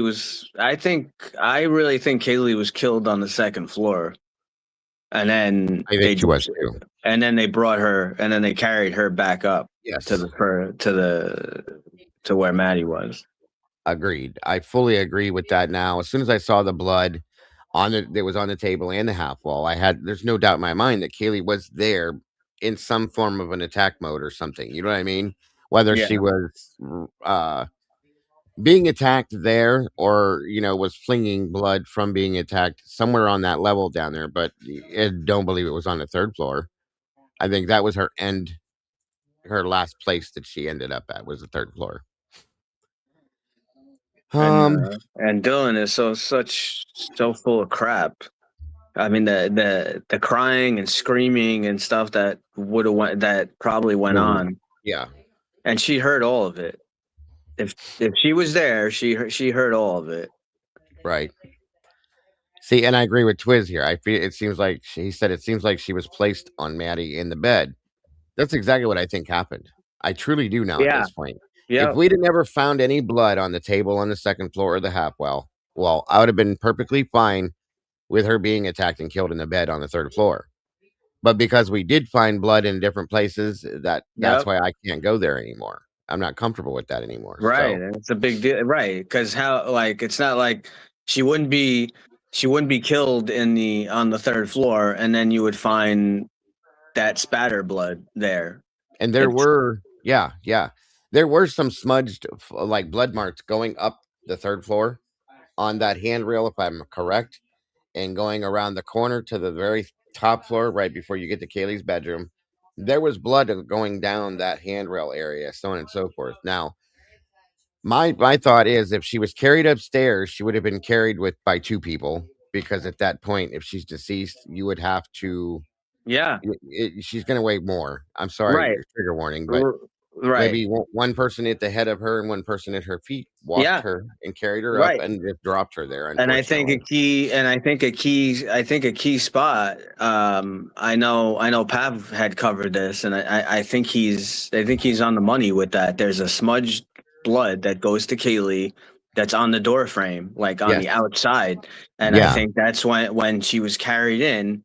It rubbed against the door frame. Yep. Yes, absolutely. I agreed with Pav on that too. And the whole thing Pav did where he showed her being attacked on the second floor, like that whole visual thing, makes so much sense to me, you guys. It truly does. So that smudge was on the outside of the door too, right? Like outside going in. Yes. And the level that the smudge is at would be kind of if someone was carrying a body. It fits. And there was SRB's right. There were spatter marks on the wall next to her. So here's my thought, okay? Is it possible that she maybe wasn't completely deceased downstairs on the second floor? Yeah. Maybe was knocked out and woke back up, or was struggling a little bit. They took her up there, put her up there, and she was still moving around or whatever, and somebody gave her one last or a couple, hits with something, and that's where that spatter on the wall next to her came from. Because here's my only issue with this. There's really not that much blood on the bed where she was at, other than what you would see probably coming from her face as she's laying on the pillow, and that spatter on the wall next to where she was, they're saying, if that's from her.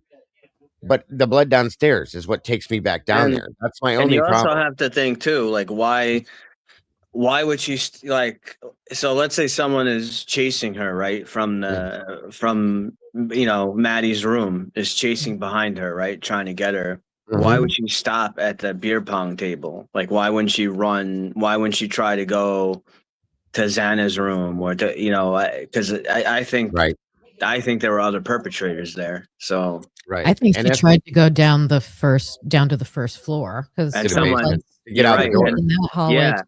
And there could have been you're right, and there could have been a perpetrator right there at the bottom. I think you're right. I think you're on the money with that.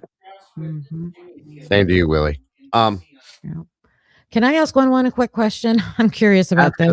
Go for it. I'm sorry, Ken. When you have a scene like this, and it's right away first responders showing up, and you have all these witnesses and the surviving victims, and they're all outside the house, is that normal to just let them like hang out there?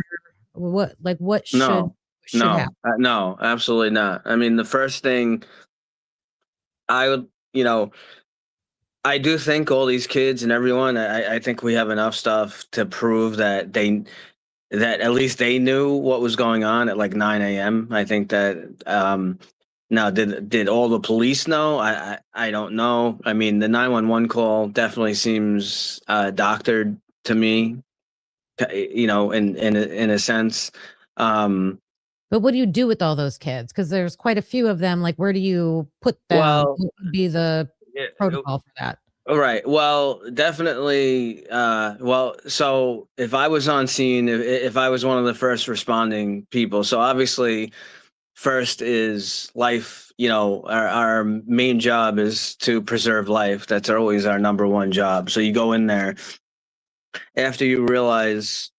So you get to the house. When you get to the house, and you see Hunter Johnson there holding a knife. So first off, he's like, we've covered this multiple times. He should have been placed in handcuffs immediately. You don't know who this guy is. He's trying to tell you, it doesn't matter. He's holding a knife. I can't believe they would jeopardize their safety. Doesn't mean he's under arrest, but he should be. And now he's in the scene.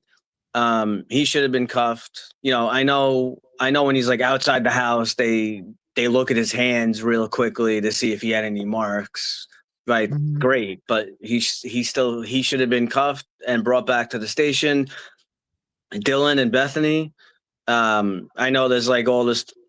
I know there's all this stuff. I know Lana said she has a source that I don't know who it is. I remember her saying it. She said a source, a reliable source told Lana that Bethany was not there like the whole night, like left at like whatever, a little after 4 or 4:30 or whatever it is, and never went to bed and came back, later on, wasn't there.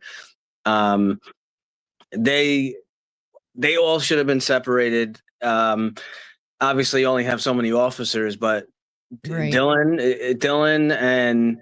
and Bethany should have been brought back immediately. I mean, they said they were sleeping. They were, again, so like we don't transported them back. Oh, to immediately they should have been brought back. I mean, again, they only have so many officers, so it's hard to like separate all of them. But they definitely those three people, Hunter, Bethany, and Dylan, and then good old Jack D brings himself into the scene too. He obviously he wants to know what's going on. He should have been brought back. He should have been the fourth person. Oh no. Diego, do we even know how those kids got to the station? Did they transport themselves? I believe so. I do believe so. And that whole thing is one of the biggest messes I've ever seen in my life. They all went over to Emily's and changed Howard and all that fun shit. Then they all go down to the police station together. Meanwhile, that whole conversation that was had in the vehicles on the way down. Okay, you're going to say this and I'm going to say that and I'm going to say this. And you tell me that didn't happen. I'm going to say bullshit. And then they do their interviews separately. Okay. One by one. And then they all go to the motel and they hang out the rest of the night together. What the hell, guys? I mean, what world is this that's okay? It's insane to me. It's insane.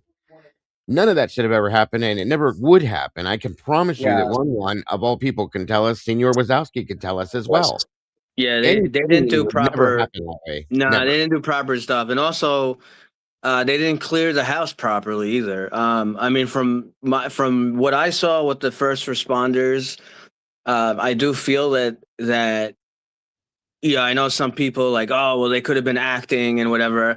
I thought that they were authentic, the gasping and like some of the stuff. I didn't think they were acting. It is like, that is a natural reaction. Like, you see two people like all the blood and whatever, and like, oh shit, or like they had natural reaction. I thought so too.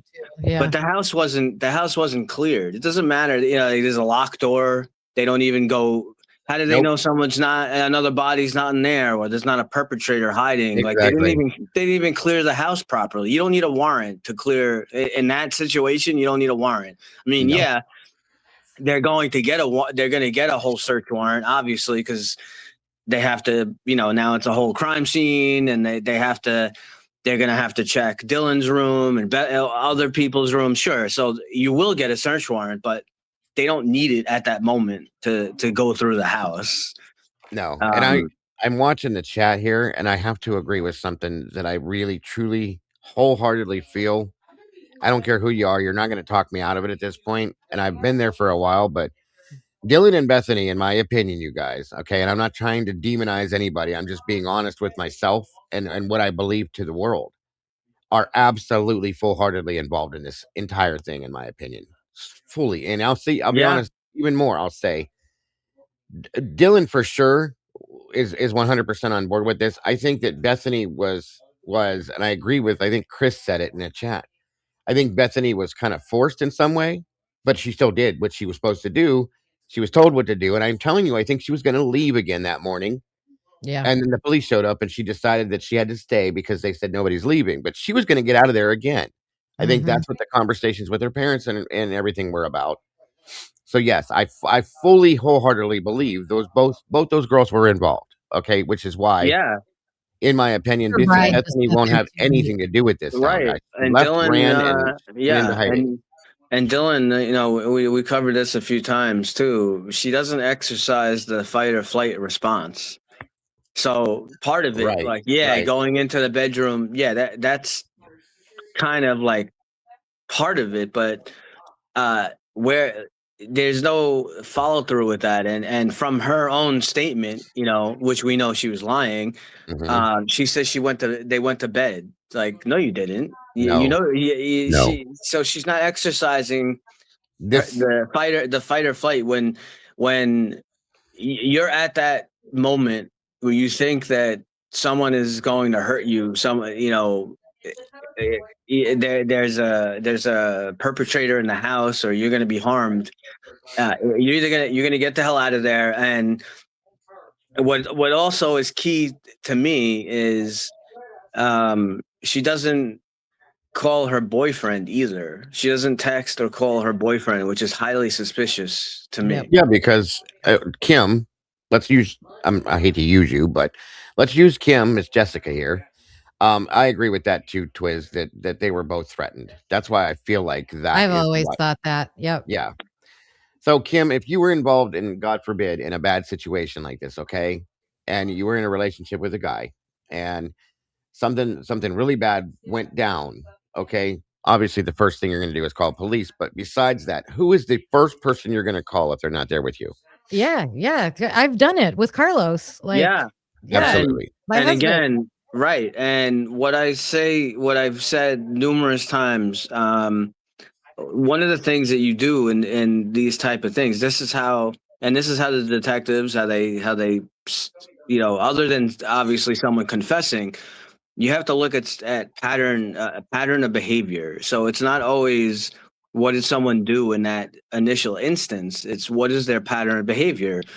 And what did Dylan described a situation that happened right a few weeks before, or about a month, where they all went shopping and they returned and the door was left open and they got golf clubs and they went through the house.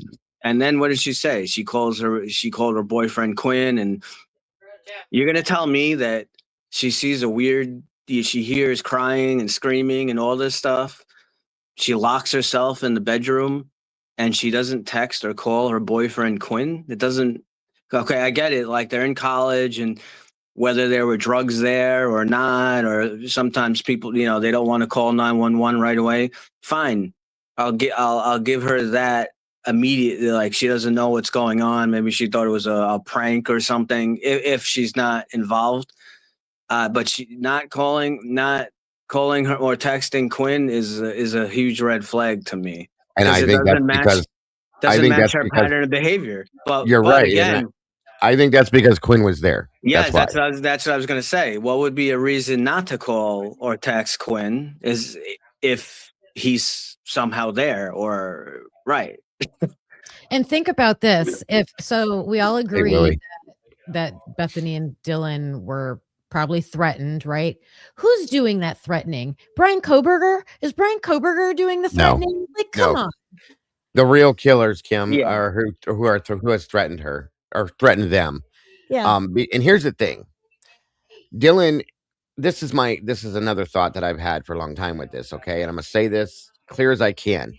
I think both the girls have an involvement, and they absolutely know who did this full-heartedly. Okay, period. End of story. I think they were both threatened. And I think that Dylan has more of an attachment to this than Bethany does. Maybe somebody that Dylan's close to is more involved as well. Okay, this is just a thought, which is why Bethany bolted, ran for the hills, has gone into hiding, buried herself, buried her life per se, and stayed as far the fuck away from this as she can. Dylan cannot do that because Dylan has attachments to other things that are still attached to this in some other ways, for lack of better explanation. But that's what I think the reasoning for this is. That's why Dylan was more still here. Okay, she's still here for one, and so is her boyfriend, in my opinion, her father, in my opinion. Other people around her are still here. In turn, she can't just run away. I Okay. think she has more of a protection too, based on that That's connection. yep. Yes. There you go. Bingo. And that's the other thing too, is Bethany doesn't. Right. Bethany's not being protected like Dylan would be. And there's another reason behind that, in my opinion, too. So Yeah. So that's exactly how I feel about that, guys. Truly and honestly, at this point, unless you show me something that proves, the opposite of that at this point, I'm going to continue to feel that way, truly and honestly. Because Bethany was a lot more timid to me. She's really gone truly away, as far away as she can. She's never come back. She fought coming back for different things. And again, if these were truly her friends, you would think she would be all over this, trying to clean it up, help it out, or help them clean up the situation. Not clean up physically, but you know what I mean, like witnesses and all that. Clean up the narrative on this to prove who did this to her friends, and she has no bother with it. And she doesn't even and she doesn't even return. She doesn't even return to the to the plea. On the plea deal. I mean that. Nothing. She didn't come back for anything. Right. These are supposed to be your friends and all that, and you can't even do that. And she wanted to leave that day. That day she was ready to go home. I know. I saw her interview. She was more worried about being home for Thanksgiving. 100%. And that's a problem. Big problem. That's true, Fizzy. You do have to sometimes watch out for the quiet ones. I agree. That is true. And then they want us to believe that. So they stayed in their bedroom for 8 hours with the doors wide open. What, they didn't have to go to the bathroom or anything? We know they were awake. They were. I don't think they were. Nothing happened the way they explained that it did. No, you guys. No. I don't even think. I don't even think Bethany stayed there. I think she left right at. Well, she came back at some point because she's on the 911 call, but that's yeah. No, I know she came back, but I think she left at 4:30. I do. I think Bethany left. I don't know about Dylan, but I think Bethany left at 4:30. It could still go back to the one thing that never came back to the table that was stated once was that Bethany Funk had exculpatory evidence that could exculpate Brian Kohberger. Which, where did that go? Where did that ever go? Yeah, and I think Hunter Chapin went over there too at 4:30. I think he's. I think he may be the one. I think he may have picked up Bethany. I don't think he was necessarily involved. I don't think he necessarily was involved in the murders, but I think he picked Bethany up, and that's why one of the reasons why I think the Chapins were going crazy about trying to not allow any of the body camera stuff to be out, because they probably know that Hunter was over there. Right. That's an interesting statement Nebula just made. Said Dylan stayed, and I think the audio around 4 a.m. is Quinn and Dylan arguing, and possibly Dylan on her to do her part. I mean, that's interesting. That is interesting. You got to wonder if some of the audio that we're hearing, how much of the audio that we hear pertains to Dylan and Bethany and what's going on with them at the same time. You know what I'm saying? It's just interesting to think about. Nobody slept in that house that night. I'll just tell you that much. I'll argue that till you push me off this hill. I will argue that till the death, folks, that nobody slept. Okay. There's no way they may have started to. I'll say that much. They may have started to. But once whatever was going on kicked off, I just don't believe they did. Not at all. I think they were up all night. And Taylor even believed that from what I remember. So nobody, in my opinion, slept through that house that night at all. So. All right, let me run some more of this and see if we pull anything out of it. But Brianna Fox says it's not unusual for people to freeze or be too afraid to intervene. She had no reason to, know how to handle herself in that moment. The identity of the 911 caller and the 911 call have not been released. We are now learning there were other friends in the house. Well, they have now, buddy. When police arrived around town, there are flyers pleading for help posted everywhere. How was Brian Koberger's car spotted leaving the scene? Why was his cell phone seen there 12 times, including the morning after the offense? The prosecution would like everyone. Fucking lies. Watching this old stuff kills me because of things like this. And that's the only thing I get so far. I haven't seen anything that makes me so who sent the link to me on this and said that my apologies. I don't see what you're talking about yet. Maybe it's coming down the road more, but I do notice the things that are so definitely out in the open, like bullshit now from what we knew 2 years ago, that it's just blatant bullshit at this point. So, and to be honest, I the more and more, I mean, I know we don't know yet. I think there's a high chance that Kopacka had nothing to do with anything either. I think that maybe, his involvement might have been. I think Kopacka was possibly going to be one of the fall guys for this. Yeah, no, that's what. And he may, I mean, Tommy Jude had a whole thing where, I mean, he based on what he was showing, he's saying Kopacka was involved in all kinds of drugs and all kinds of stuff. So Kopacka may have been involved with some bad people there, and maybe he didn't want any involvement in it. So he might know. Brent Kopacka's involvement, to me, at this point, the way it's come down to me is when I heard this was 3 years ago. I heard this. Yeah, but there was a statement made that Kopacka and Chief Fry from Moscow PD had an ongoing relationship. From I heard that too. Right. So that tells me that with what you said about him possibly being the fall guy, Patsy, whatever you want to call it, it would make sense to me. Like they were going to put this on him because he fits these, the psychiatric side to this, possibly all of those things fit with him as somebody that could snap and do something like this. But then something happened. Mm-hmm. Something went wrong. They took him out, and now we have nobody else to take the fall for this. In comes Brian Koberger. Okay, that's how I think this could have went down, guys, and not because there's a lot of things that do. As you guys know, Lee has been heavily, looking into the Brent Kopacka side of this. He's got everything that has existed on him now.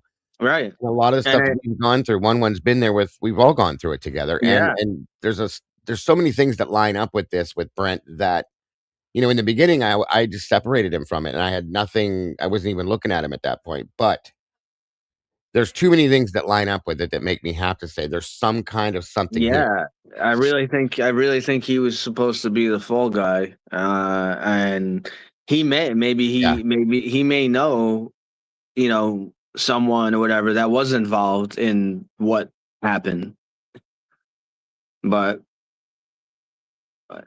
we'll never know now because he's not here.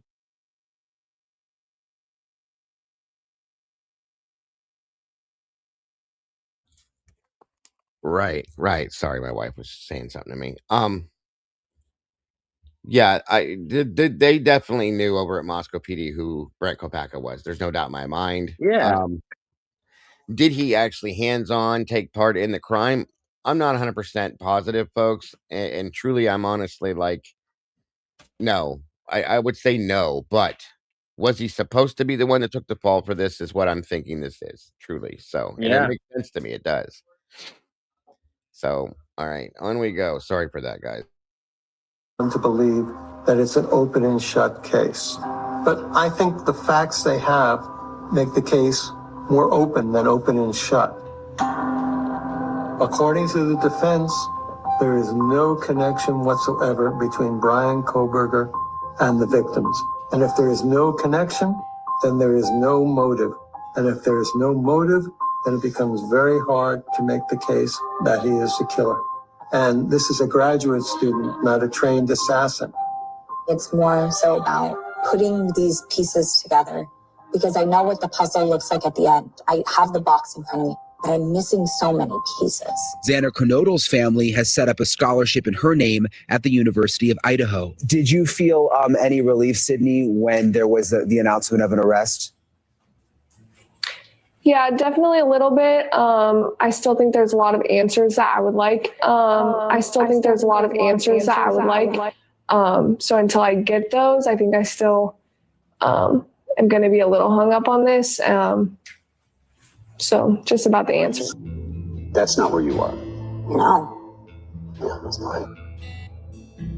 I don't think there's any slam dunk. The defense is not necessarily having to prove that he's innocent.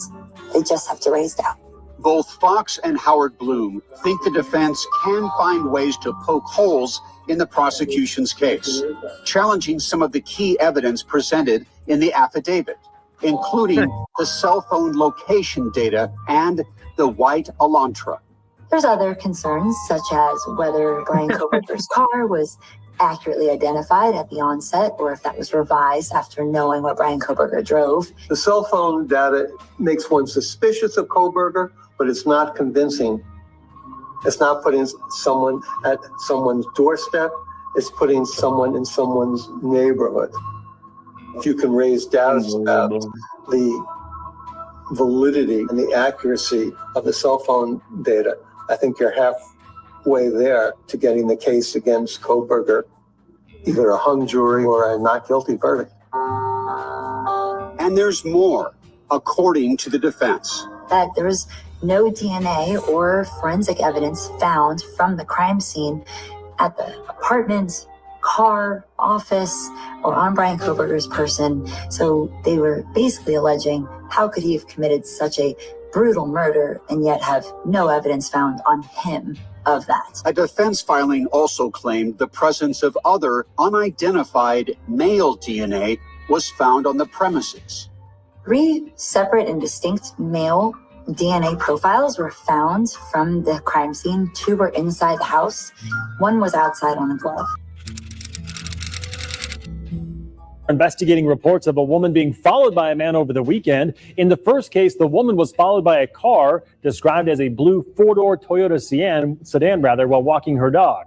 In the second case, the man followed a woman into the laundry room of her apartment complex and grabbed her arm. She screamed and police say the man took off. Police described the suspect as a white man about 20 years old, wearing a medical mask and a baseball. Oh, I remember that. These might be the things they were pointing out. I remember these things coming out back then. Interesting. So somebody followed somebody into a laundry room, grabbed her by the arm. Somebody's following somebody while they're walking their dog in a blue or 4-door Toyota. And now this one too. So again, it's not like there weren't things going on around this area before this even happened, you guys. So it's just got to be him. No matter what, it's got to be him. Nobody else matters. Pullman police are investigating reports of a man who tried to force himself into the apartment of a young woman he doesn't know. The victim posted her story on Facebook, and it is getting a lot of attention tonight. So much attention, in fact, that Pullman PD addressed it on its own Facebook page. KREM 2's Amanda Rowley went to Pullman today to learn more about what happened. She is joining us live from the Pullman Police Department. Amanda, what have you learned so far? I confirmed this afternoon that Pullman police are investigating an attempted abduction of a PhD international student at Washington State University. Now, that student is okay, but police are still searching for the suspect. Meantime, students who live near where this incident happened are feeling uneasy tonight. Recent events on the police over the last few months have understandably put the Pullman community on edge.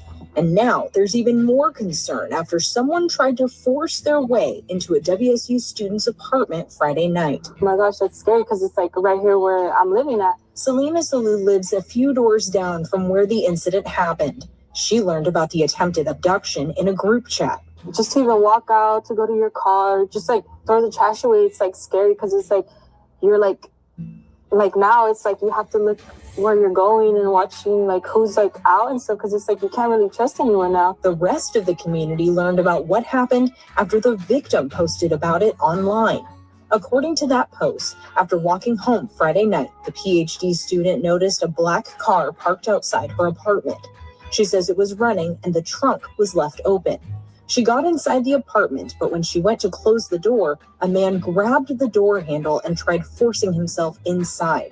The post says she had to use her full body weight to close and lock the door. She reported that.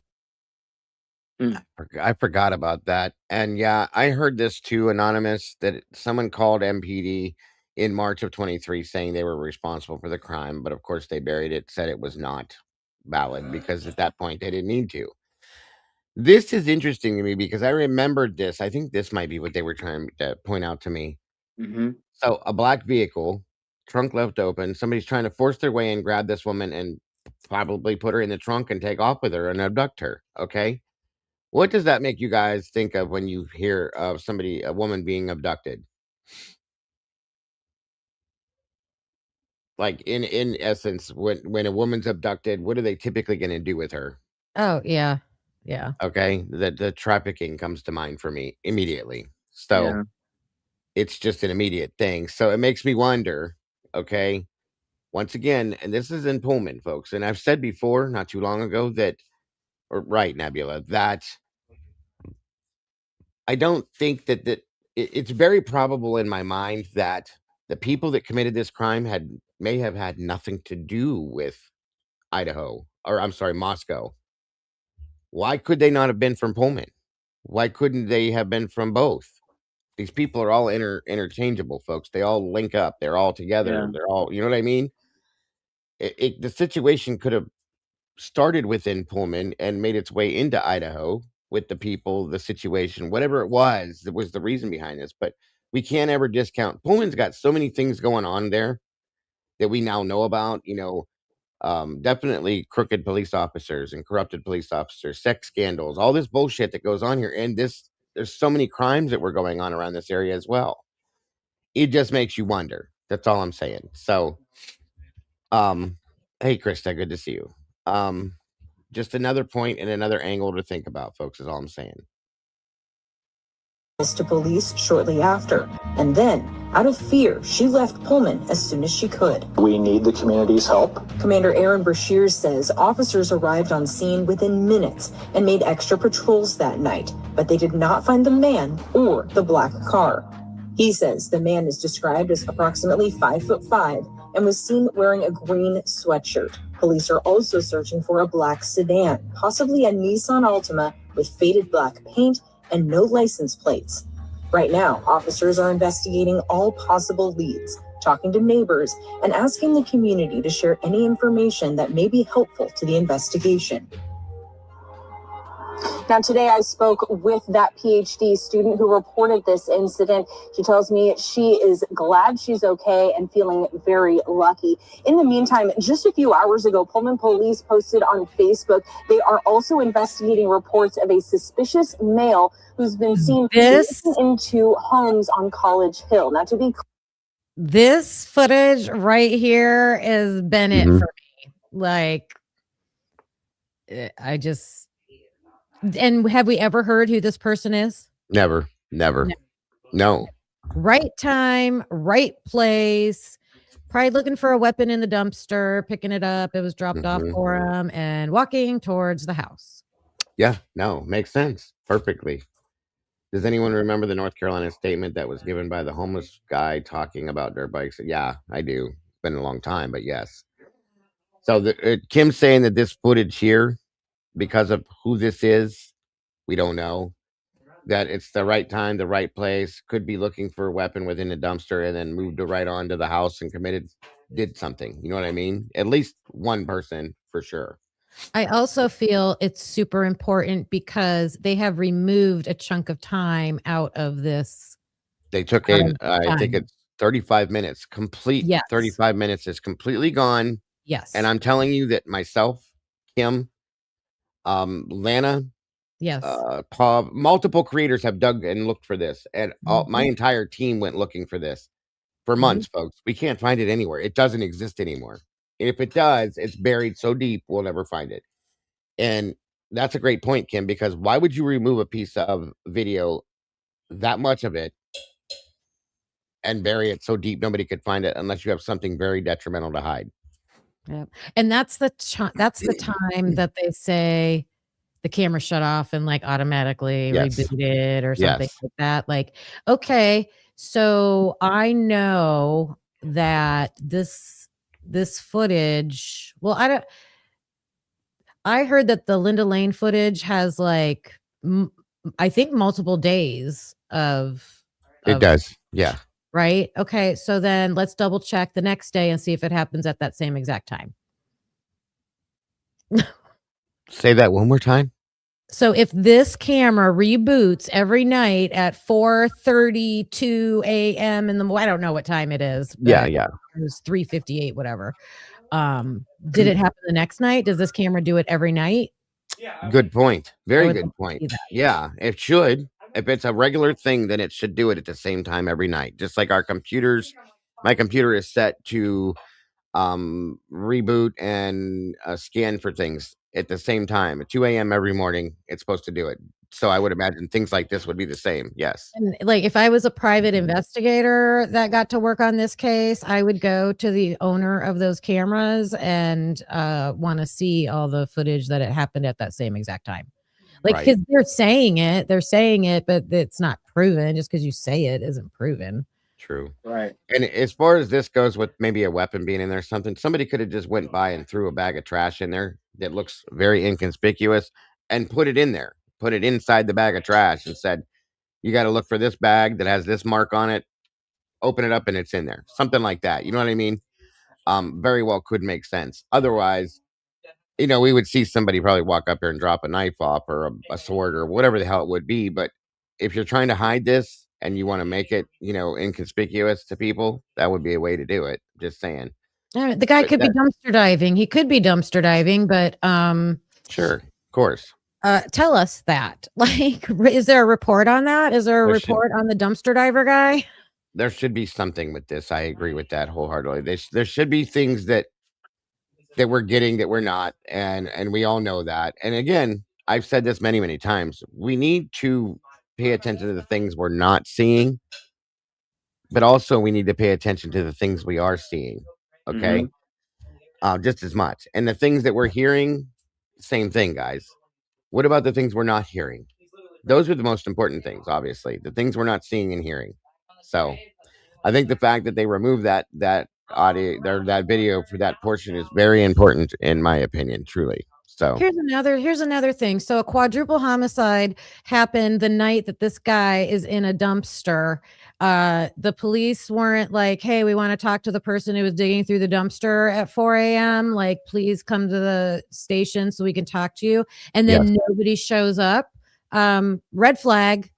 Right. Then you go looking for that situation, and they didn't seem to be even bothered by it by any means. So I agree with you. That's the same dumpster that someone gets picked up at 5:28 in the morning and gets in the car. Right. Yeah. Says it's over, it's done, or whatever he says.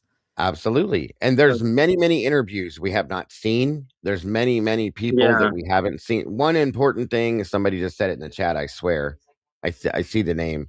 David Loach is an important, his name was brought up through this in the very beginning, and it has ran through the entire thing. So why do we not see a report with his name on it or an interview with him in it? Why? They know that he was brought up in this. So in turn, anybody that is a person of interest, his name was mentioned in a quadruple homicide, should be interviewed. Just even if it's just to eliminate them. Okay. But we don't have that. Why? Okay. And it just doesn't make sense to me. Well, did they even interview him? That's what I'm saying. If they didn't, I mean, you played that interview from that girl a few weeks ago, who was claiming to be at the party. Said the claim she, and the other guy too, who like hid his voice, and he said that they didn't do it. They didn't do like really any follow up interviews with any. We know really they did. right. And it doesn't make sense. I had a question for you. Do you know, like, Kaylee and Maddie and all of them, did they all have iPhones? Do we know that? From my understanding, yeah. I think most everybody at that house had iPhones. Right. So doesn't it track your steps? They had, yeah, and there was Because we haven't seen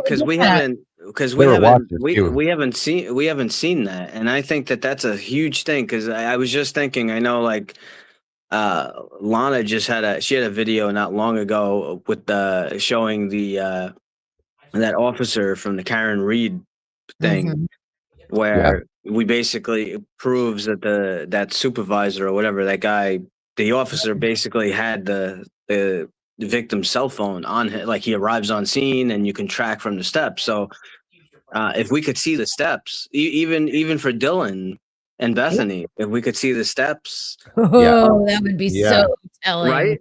Because then that would tell a lot. Yep. Especially how many times did Dylan go up and down the steps? Did she really go downstairs into the bedroom and sleep and stay there? I mean, they have to be able to they have to have this info. They do. They don't want us to see it. Absolutely. Absolutely. I agree with that. Why do we not see okay. We need to see the phone conversations, the text conversations between all of them, in my opinion, especially from the surviving roommates. Okay. All of them. Whoever they talked to, whoever they texted, Snapchat, any of that shit needs to be put out. There's no reason why it shouldn't at this point. I understand people have privacy, but this is a murder case. And if you want people to stop saying that you've done this or done that, then put this out and show proof of it. That way nobody has any reason to speculate about you, period, in my opinion. So, but I want to see all of it. I want to see it all. I do have one more thing I wanted to share with you guys that our good buddy Harsh put out that I thought was kind of interesting. If you guys haven't seen this, Dylan Mortenson's post destroys the narrative. Oh, was that new? Yeah, this just came out a few hours ago. Yeah, I didn't see that yet. This is interesting, folks. I scanned this, and I love Harsh anyway, so it is what it is. But any excuse I have to accept that face doesn't match. But come on, buddy, fix your. But anyway, like this is really interesting, guys. In regards, since we're talking about Dylan and so on and so forth, I thought you guys would probably enjoy this. So, well, not enjoy it, but find it interesting, I should say. I'm sorry.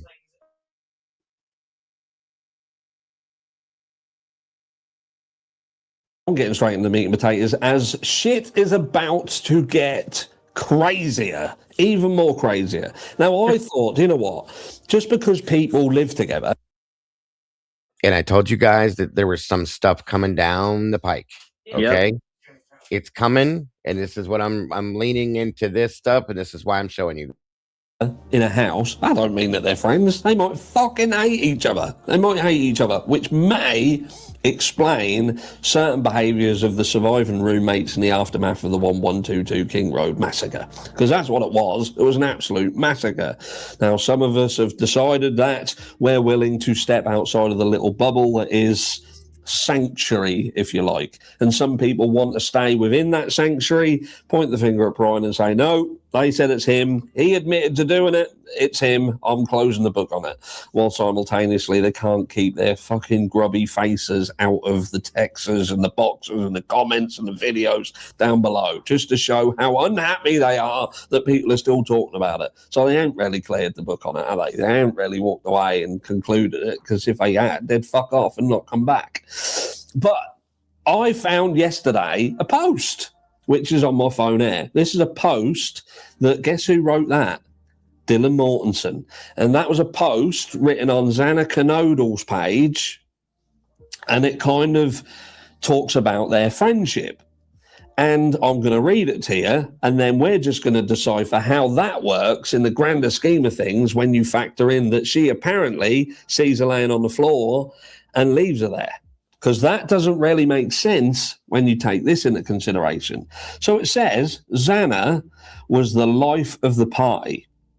If she was there, it's going to be great. But Xana was so much more than a girl who could just have fun. She was strong, intelligent, hardworking, and a beautiful person. Xana was taking this math class, a class I was also taking. And the amount of effort and hard work she put into that class was the only reason I tried to pass it. She would constantly uplift me and tell me I could do it. Xana was also a very big people person. She can make a conversation with anyone, any parent, and any friend. She loved the parents, especially the mums. Every tailgate, she would talk to a new mum. She'd get the phone number and text them. Everyone that got the chance to know her loved her. I was, and I'm so lucky to have experienced to life with her, as her being one of my closest friends. Dylan Mortensen. So Dylan Mortensen in that post states that Xana Kernodle ultimately is one of her closest friends. And that is the most important part of that. Because when you think that, she is turning around and saying this individual, this girl, is one of her closest friends. And I'll put some pictures up because there were some pictures alongside this as well.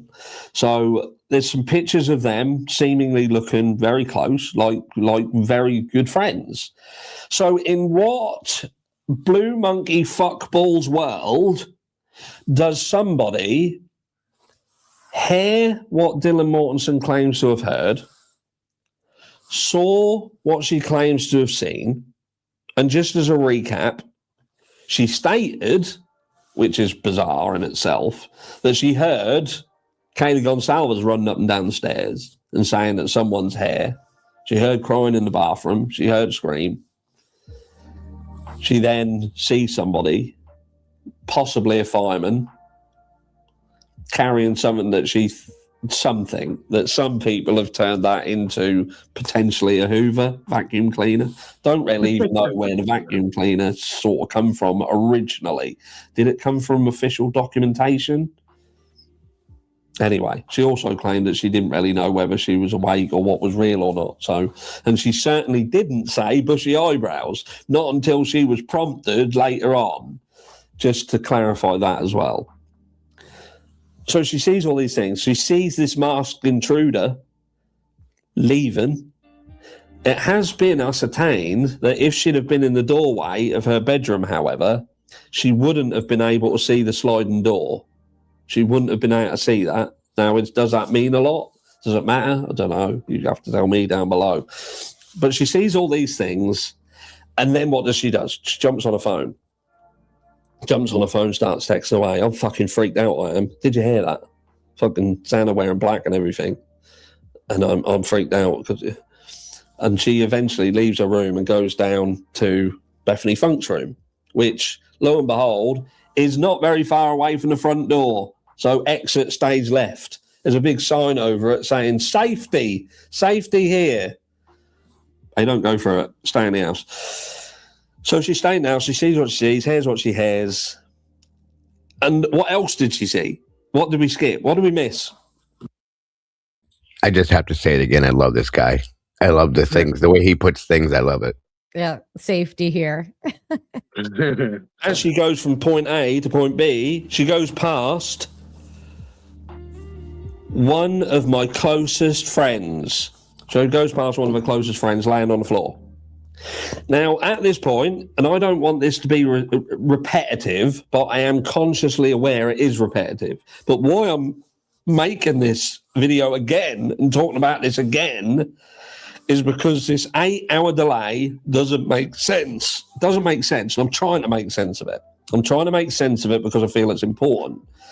Because I keep trying to consolidate how we'd have got into this situation, how Dylan Mortensen, I've even spoke about an acute lack of empathy with the young adults today. They do have an acute lack of empathy. I've seen it in our own children. In our own children, we've got the two girls who are biological sisters, Freya and Faith.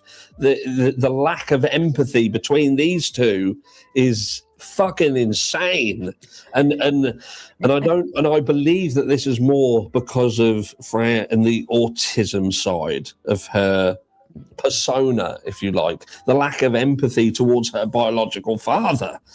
I said the other day, talking about if he dies, he's dying. She'd overheard something and she felt that he was dying. And she was like, I'd probably be sad for about a week, but after that, and she flat out said that, I'll probably be sad for a week, or I'll think about it for a week. Something, but very short-lived.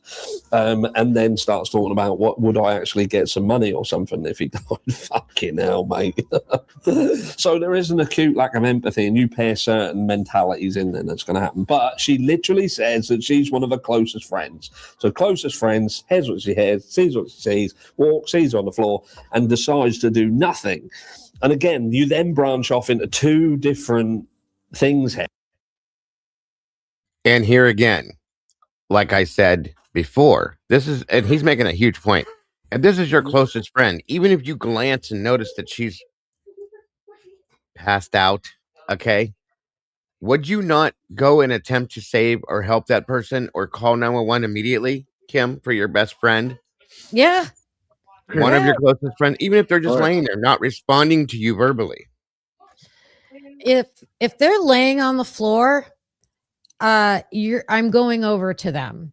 And if I went over to Xana and saw the condition that she's in, so that's what would have happened. That's what should have happened.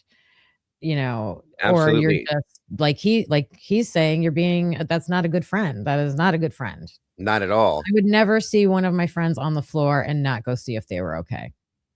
I wouldn't even if it wasn't a good friend, a closest friend, I'd still be checking on them and doing something to make sure they're okay. And she doesn't do that there either. So, like Senor said, you couldn't even spell her name right. So how close are you truly? She wasn't laying on the floor on a mattress, bundled up in a blanket with a pillow, looking all nice and cozy. Right. She was probably in an odd position on top of dirty laundry, like on hardwood floor, not normal. There again, even if you didn't see blood, your friend is laying on the floor, not her bed, her floor, laying on her laundry. Okay. In a position that never would normally happen ever. You didn't check. You didn't call anybody. You didn't say anything. You moved right by. Why did nobody call that out? Why did nobody challenge that? Why didn't the judge look at this and go, what the fuck were you doing when your friend was laying on the floor that you couldn't do this, this, or this? But Brian Koberger did this, and he's guilty.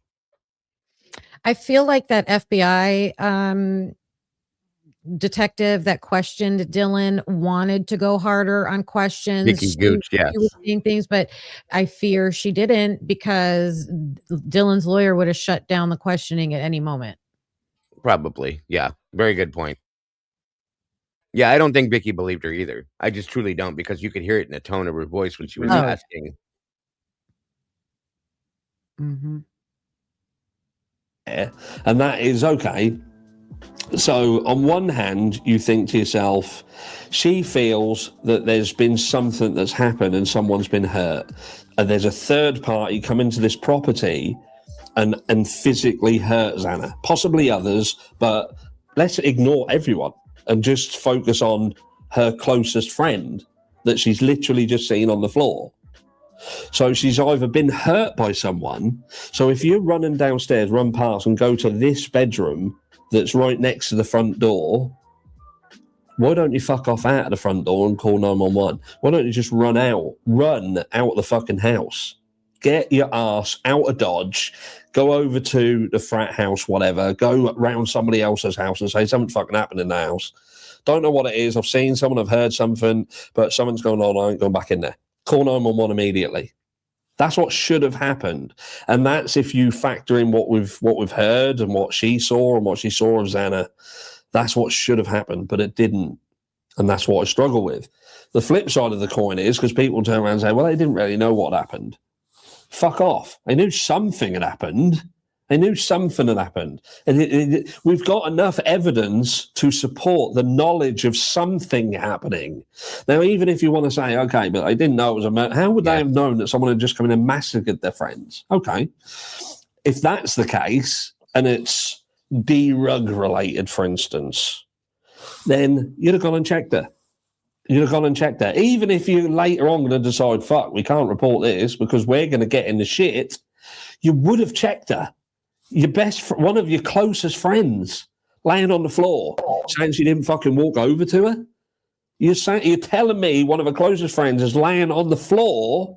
She's heard what she's heard, seen what she's seen, and she does nothing. She doesn't even check on her.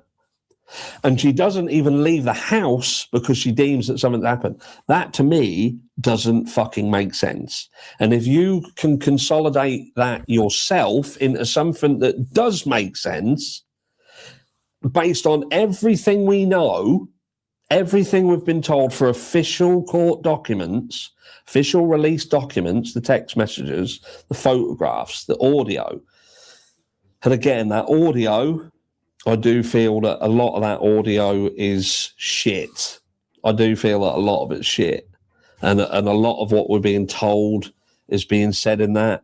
For the life of me, I can't hear it. And I'm just being honest. On here, some things I feel that I stepped away for a few days and then listened to it without any prompts on the screen, just shut my eyes and listened, and I couldn't fucking hear half of it. But that's by the by. Point being, that post gives a firm connection to the fact that there seemingly was a good relationship between Dylan Mortensen and Xana Knodel, a close friendship, one of the closest friends. And the behavior that we're being suggested happened shows me that there was an external influence on that night. There was an external influence. Someone was involved. Someone was stopping the reporting of that crime. I don't believe, and I want to believe, that this is the case, that these two individuals, Bethany Funk, Dylan Mortensen, were being leveraged, being controlled. I'm not sitting here and saying they're guilty of anything off their own backs. But what I am saying is their behavior wasn't right. It doesn't make sense. And either they chose to do that or they were being controlled and told that that's what they must do. Amen. Thank you, Well Harsh. said. You guys Well make said. sure. Yeah. And guys, please make sure if you have not yet done it to subscribe to Harsh Reality. That is our friend over the pond. He puts out videos all day, every day, and puts out really interesting stuff, guys. So please make sure to subscribe if you have not yet done it. The link is in the chat. I promise you will not be disappointed. So yeah, that's a fact. And that's a good point that he brings out, that she makes that statement in the, I believe it was the memorial speech that was read for them because they did not want to come on stage and do that themselves. And that's what she says. She was one of my closest friends. So I'm sorry, Kim and 1-1, but I don't know how you guys handle things. But if I see one of my, as I said just a few minutes ago, one of my closest friends,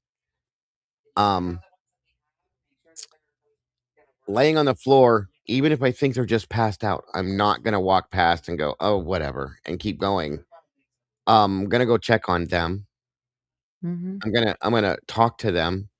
And if I don't get a response, I'm going to do something to make sure they're okay. That was not done. There's no excuse for that. I don't care who says there is. I don't care if somebody says they were scared. They didn't know what was going on. She was drunk. She was that. None of it is excusable. None of that is excusable. And why is nobody making a big deal about that? Why are they not calling her out? Why has she not been charged with, there's a charge for this. I know there is. What the hell is that called when you don't help somebody when you could have? Oh, yeah. I can't think of it. Welcome, Tomboy. He might be busy right now, but that's okay. But she was also like, you have a roommate that uses substances, like, and you see her laying on the floor. Yes. Like 911. I think my failure friend to would have render aid. Someone yeah. said I failure think to my render friend aid. Nate. That's it. Thank you. Failure to render aid. You pick up the phone if it's your closest friend, or even like Twist said a little bit ago, a stranger. Okay, but this is your closest friend, and you say 911. I think my friend may have overdosed. What do you did nothing. Nothing. Okay? Nothing. You went downstairs and you hung out with your friend and you played on Snapchat and TikTok and checked your job postings on Indeed and did this and did that and waited, which I believe was the time that they were told to wait. This is my opinion. Me I too. believe that they were told to wait a specific amount of time and then contact 911 when the time was right. And this is exactly what they did. And for nobody in law enforcement to see that, to call that out, to put charges on that, shame on you. Shame on you. When you said why didn't anybody question this? Why hasn't it? Because immediately, all the social media people were questioning it Right, immediately. but they law enforcement, whoever, PR people, got to the media, got to the mainstream media and started putting the shame out there. How dare you talk about these victims? These are victims. And then they put that narrative out there, and it was like forbidden to question them. I agree. I do agree. I fully agree. That was the entire plan, Kim. That was all part of how everything was laid out to follow the instructions for. Did the 911 operator ask if Xana had taken any drugs? I think she did ask something about drugs or alcohol. I think. Don't quote me. I'll have to go back and hear it. But I think that was brought up, which is a standard thing that they say in a situation like that. But I think so. Don't quote me, though. I'll have to go listen to it again. I swear to God, she did say, do you know if she took anything? Hold on a minute. I honestly wouldn't even recall if they got to that point, because they didn't even want to talk about Xana when they called 911. They weren't even talking about her. They were trying to talk about what happened at 4 a.m. Like it wasn't even a 911 call where you're calling. They weren't calling to help their friend. No, and I you know what? That goes into that whole thing, Kim. That as many times as she tried to put in there, pretty much at 4 a.m. All I know is that this happened at 4 a.m. That, again, to me, was part of the script. You have to make sure you tell them that at 4 a.m. this is what happened. Walk up to anybody on the street and say, "Hey, your friend, you saw your friend laying on the floor. What are you going to say to the 911 caller? Hey, I need someone here right away. My roommate's on the floor. I don't know what's wrong with her. Please come, please come help." Yes, absolutely. I'll run this real quick just because now I'm curious, busy. Thank you. Because I can't remember, but this only takes seconds. So.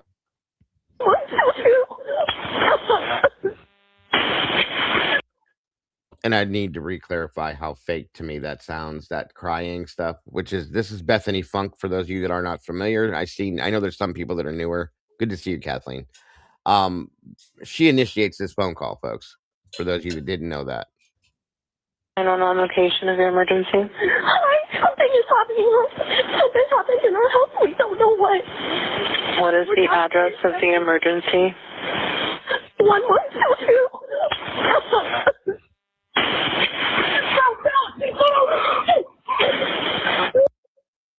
I still would like to know what Dylan is yelling in the background there. Don't. She's blue or something like that is what I heard.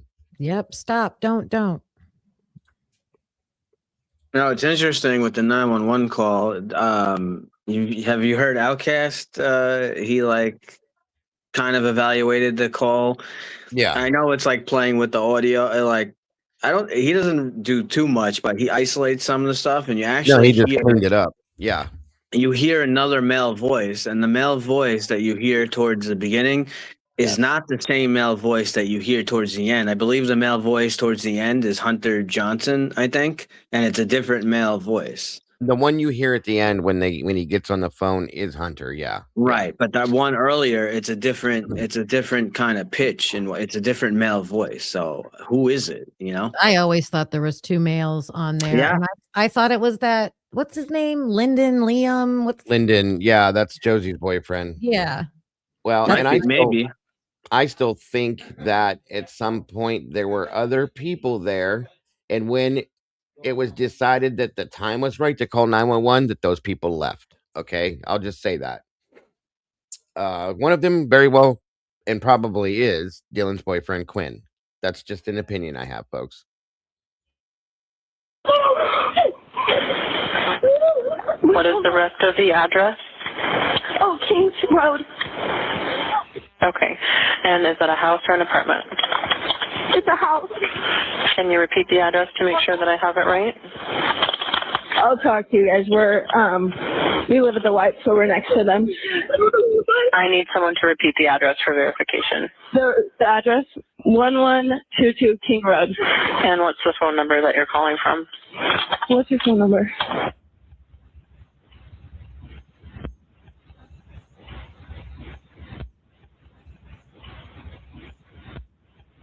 And tell me exactly what's going on. One of the roommates is passed out, and she was drunk last night and she not wake me up. Okay. Oh, and they saw some man in their house last night. Yeah. And are you with the patient? Okay, I need someone to keep the phone, stop passing it around.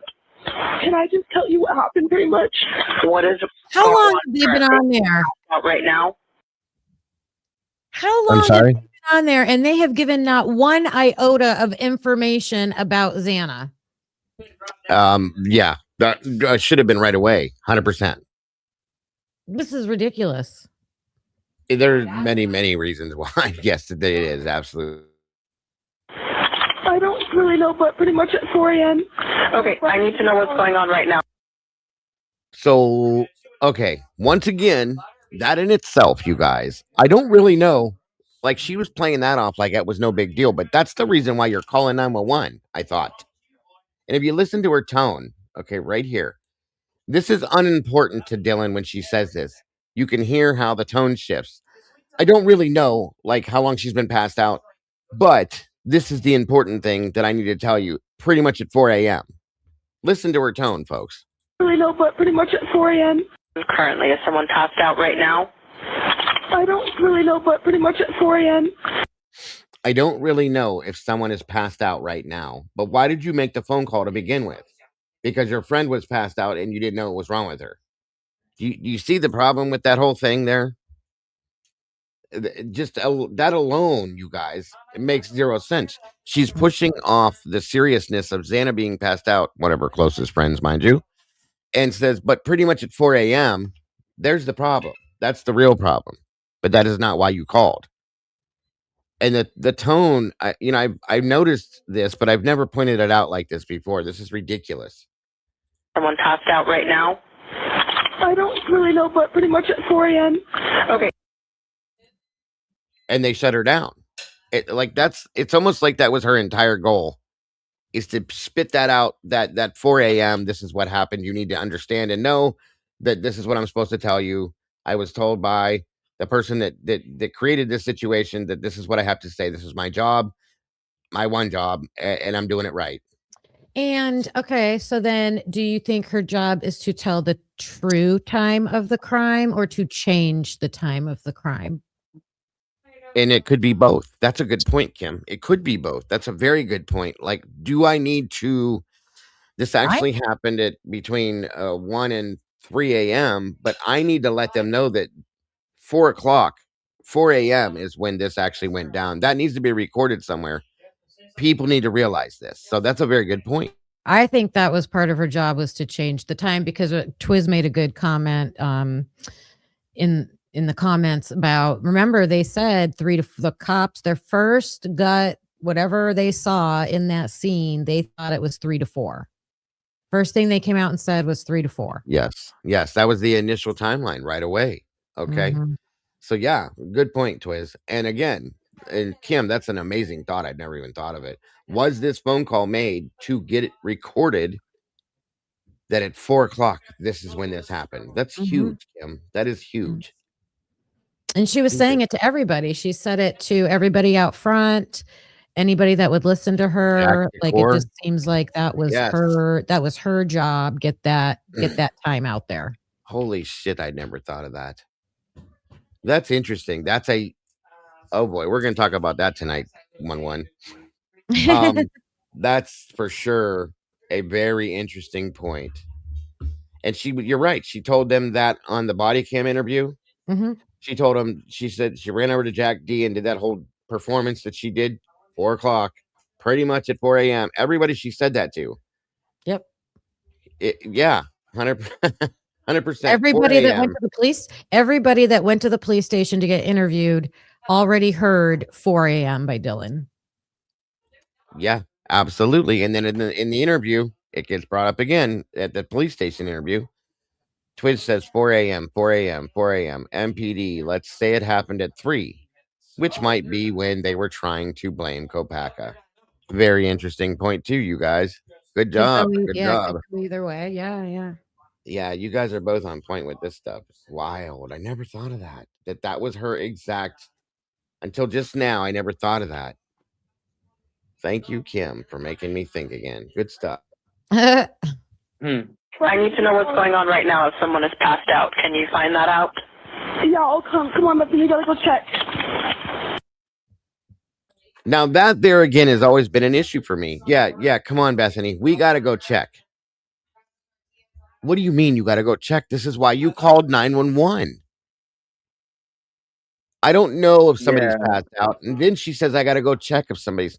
What the fuck are you talking about? Yeah, that makes because they said, is she breathing? So you don't even know if she's breathing or not. They don't know anything about anything other than pretty much at 4 a.m. That's pathetic. And why did you call 911? To tell them the story at pretty much at 4 a.m.? Or did you call because one of your closest friends is passed out? Yeah. See, this whole thing I think is all acting because I think she knew at 9 by.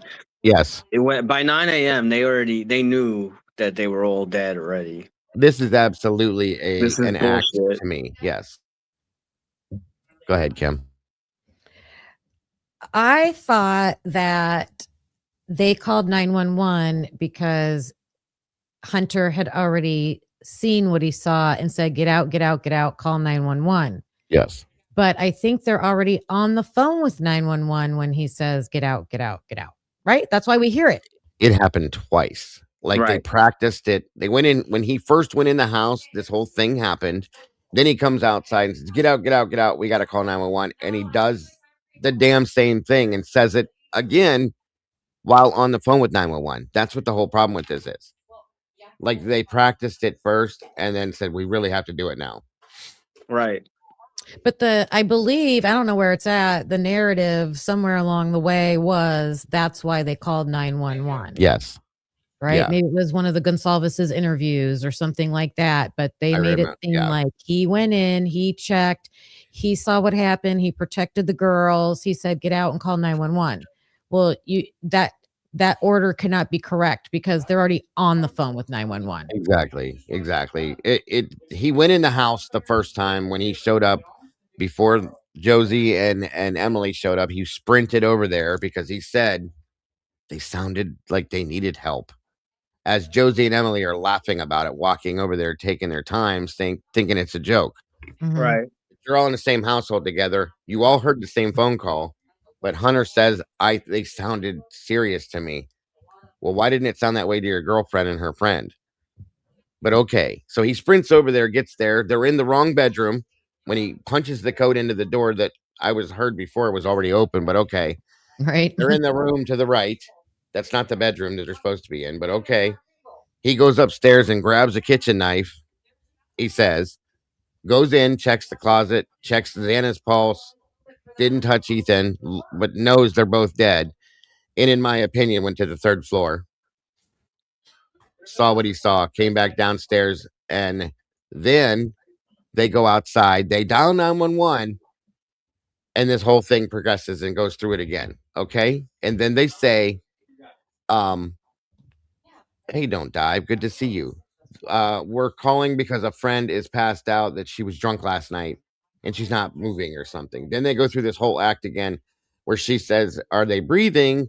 Well, I don't know. Let's go check, Bethany. Come on. No, come on. You have to go.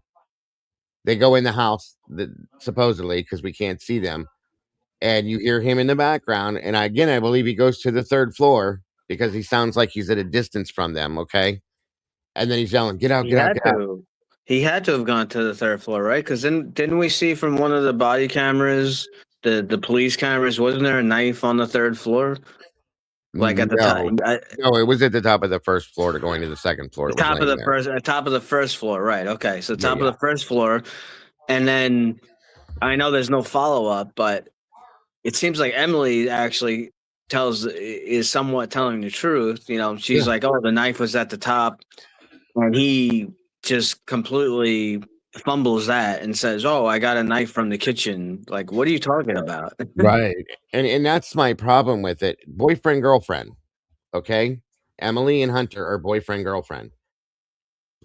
Wouldn't there be communication here? Because when she does her interview and she talks about the knife at the top of the stairs, yeah, you would have thought she would have known where that came from, but she had no idea. There again, Hunter was there before them. For some reason, he had to go in before anybody. That's always bothered me, is all I'm going to say. Yeah. Mm-hmm. But we have to. And there's still, Bethany don't want to go back in that house, folks. She doesn't want to go back in that house. If that's all real, she doesn't want to be there.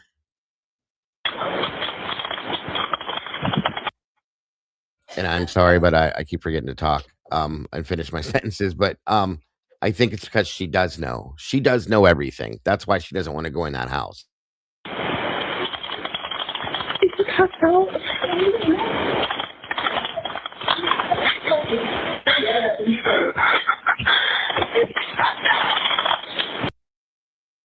All of that is an act. Once again, we all know this. He's yelling like, Xana, Ethan, you've already been in there, dude. You know they're not responding. She's going, are they passed out? She knows she knows they're dead. But she's making this whole thing out to be something that she already knows. It's crazy.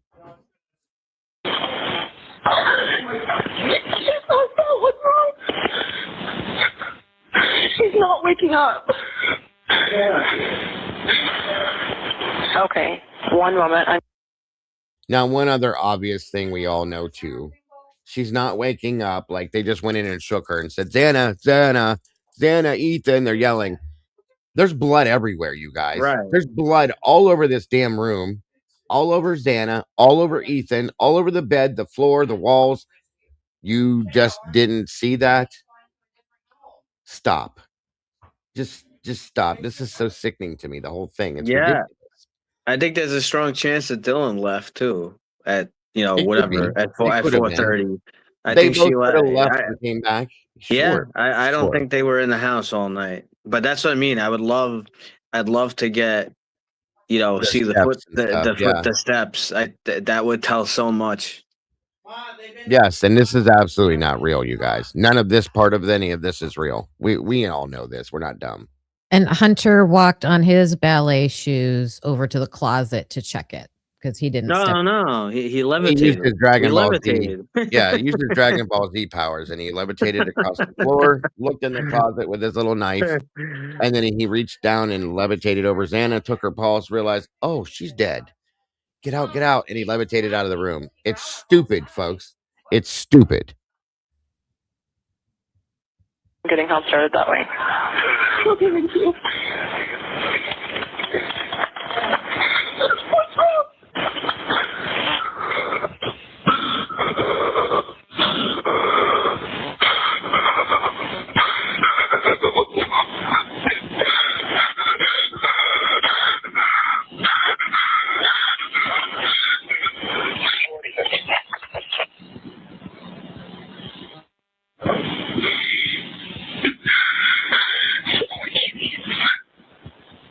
It could be, Chris.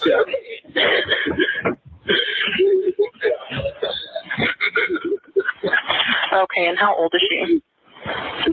She's 20. 20, you said? Yes, 20. Here's one. Okay. Hello? Hello? Okay, I need someone to stop passing the phone around because I've talked to 4 different people. Okay, sorry, they just gave me the phone. Is she breathing? Hello? Is she breathing? No. Okay.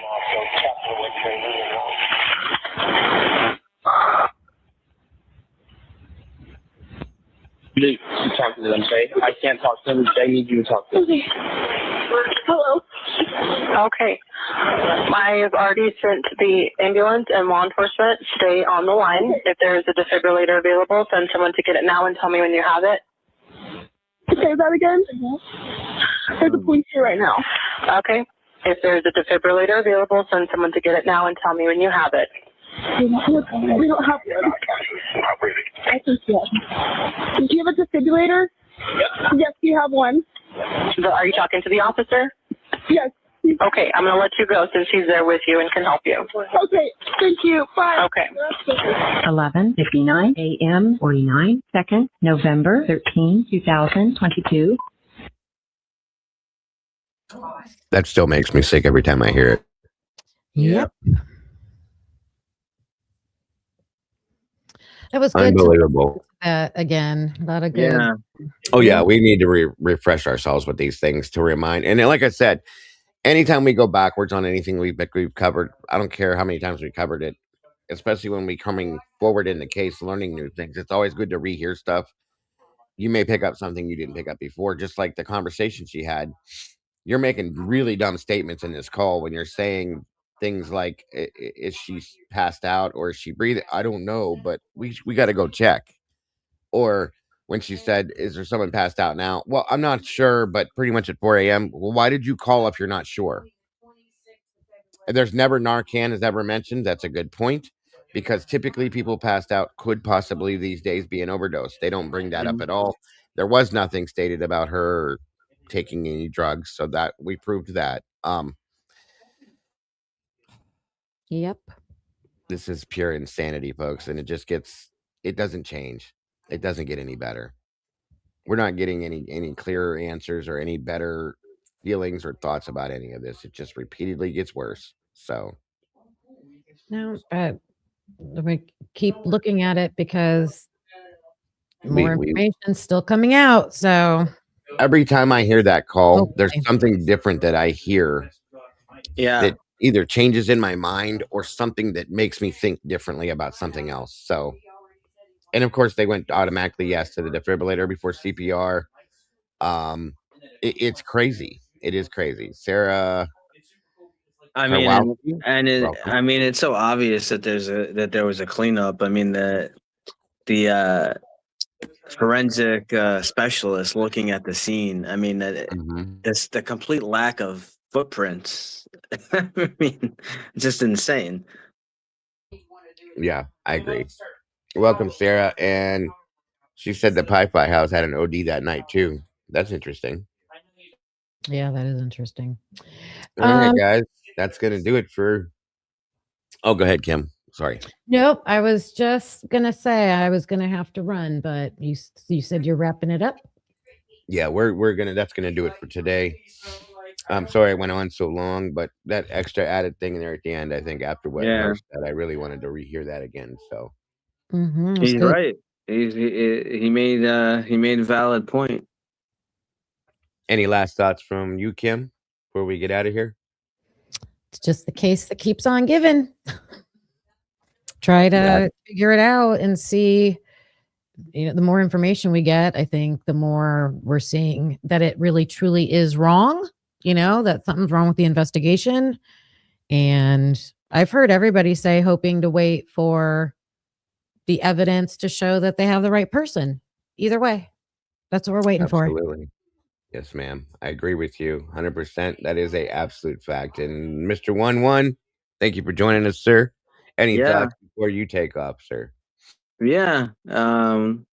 Great show and discussion. I just got to say, Side Ray, and I will see you on Devil's Advocates. Yes, sir. I can't wait for that. And yes, I agree with you, sir, as well. I think we're all kind of anticipating Cyril himself. Great show as again. Thank you guys both for joining me as always. I very much do appreciate you both. Your Thanks for having me insight on. anytime, Kim. Always. I enjoy this very much. And I will see you 1-1 tonight, Miss Kim. Yep. I will see you very soon. And everybody in chat, thank you guys so much for joining us. Welcome to the new meatballs. We got 11 new members jumping in the sauce with us tonight. That's awesome, guys. Don't forget to tune in tonight to Devil's Advocates as we do cover crimes after dark. Myself, Mr. 1-1 here, Logan with Bronx Tales True Crime, Robin and Lee and JJ. Sorry. 9 p.m. Eastern Standard Time, 6 p.m. Pacific. I'm looking forward to that. I hope you are as well. Can't wait to see you guys. So don't forget to love yourselves, love each other, and don't change a thing. You guys are the beautiful people, and we will see you very soon. Bye-bye, y'all. Bye, everybody. Bye, guys.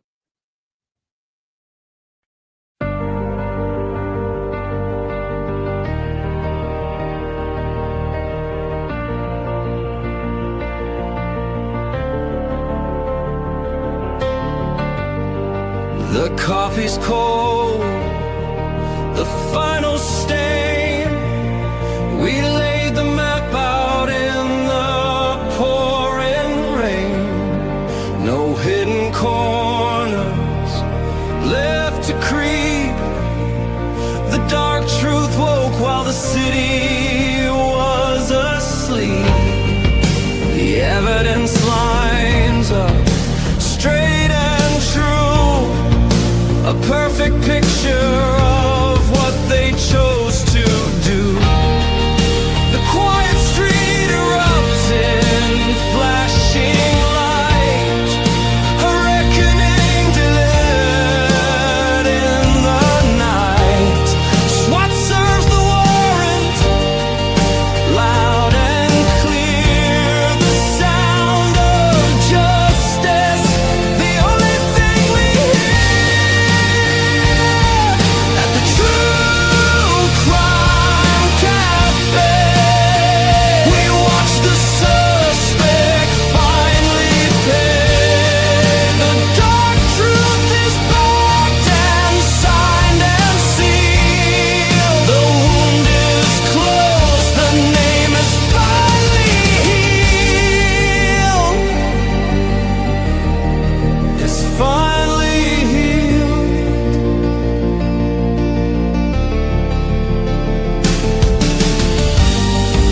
The cafe's empty, closed for the night.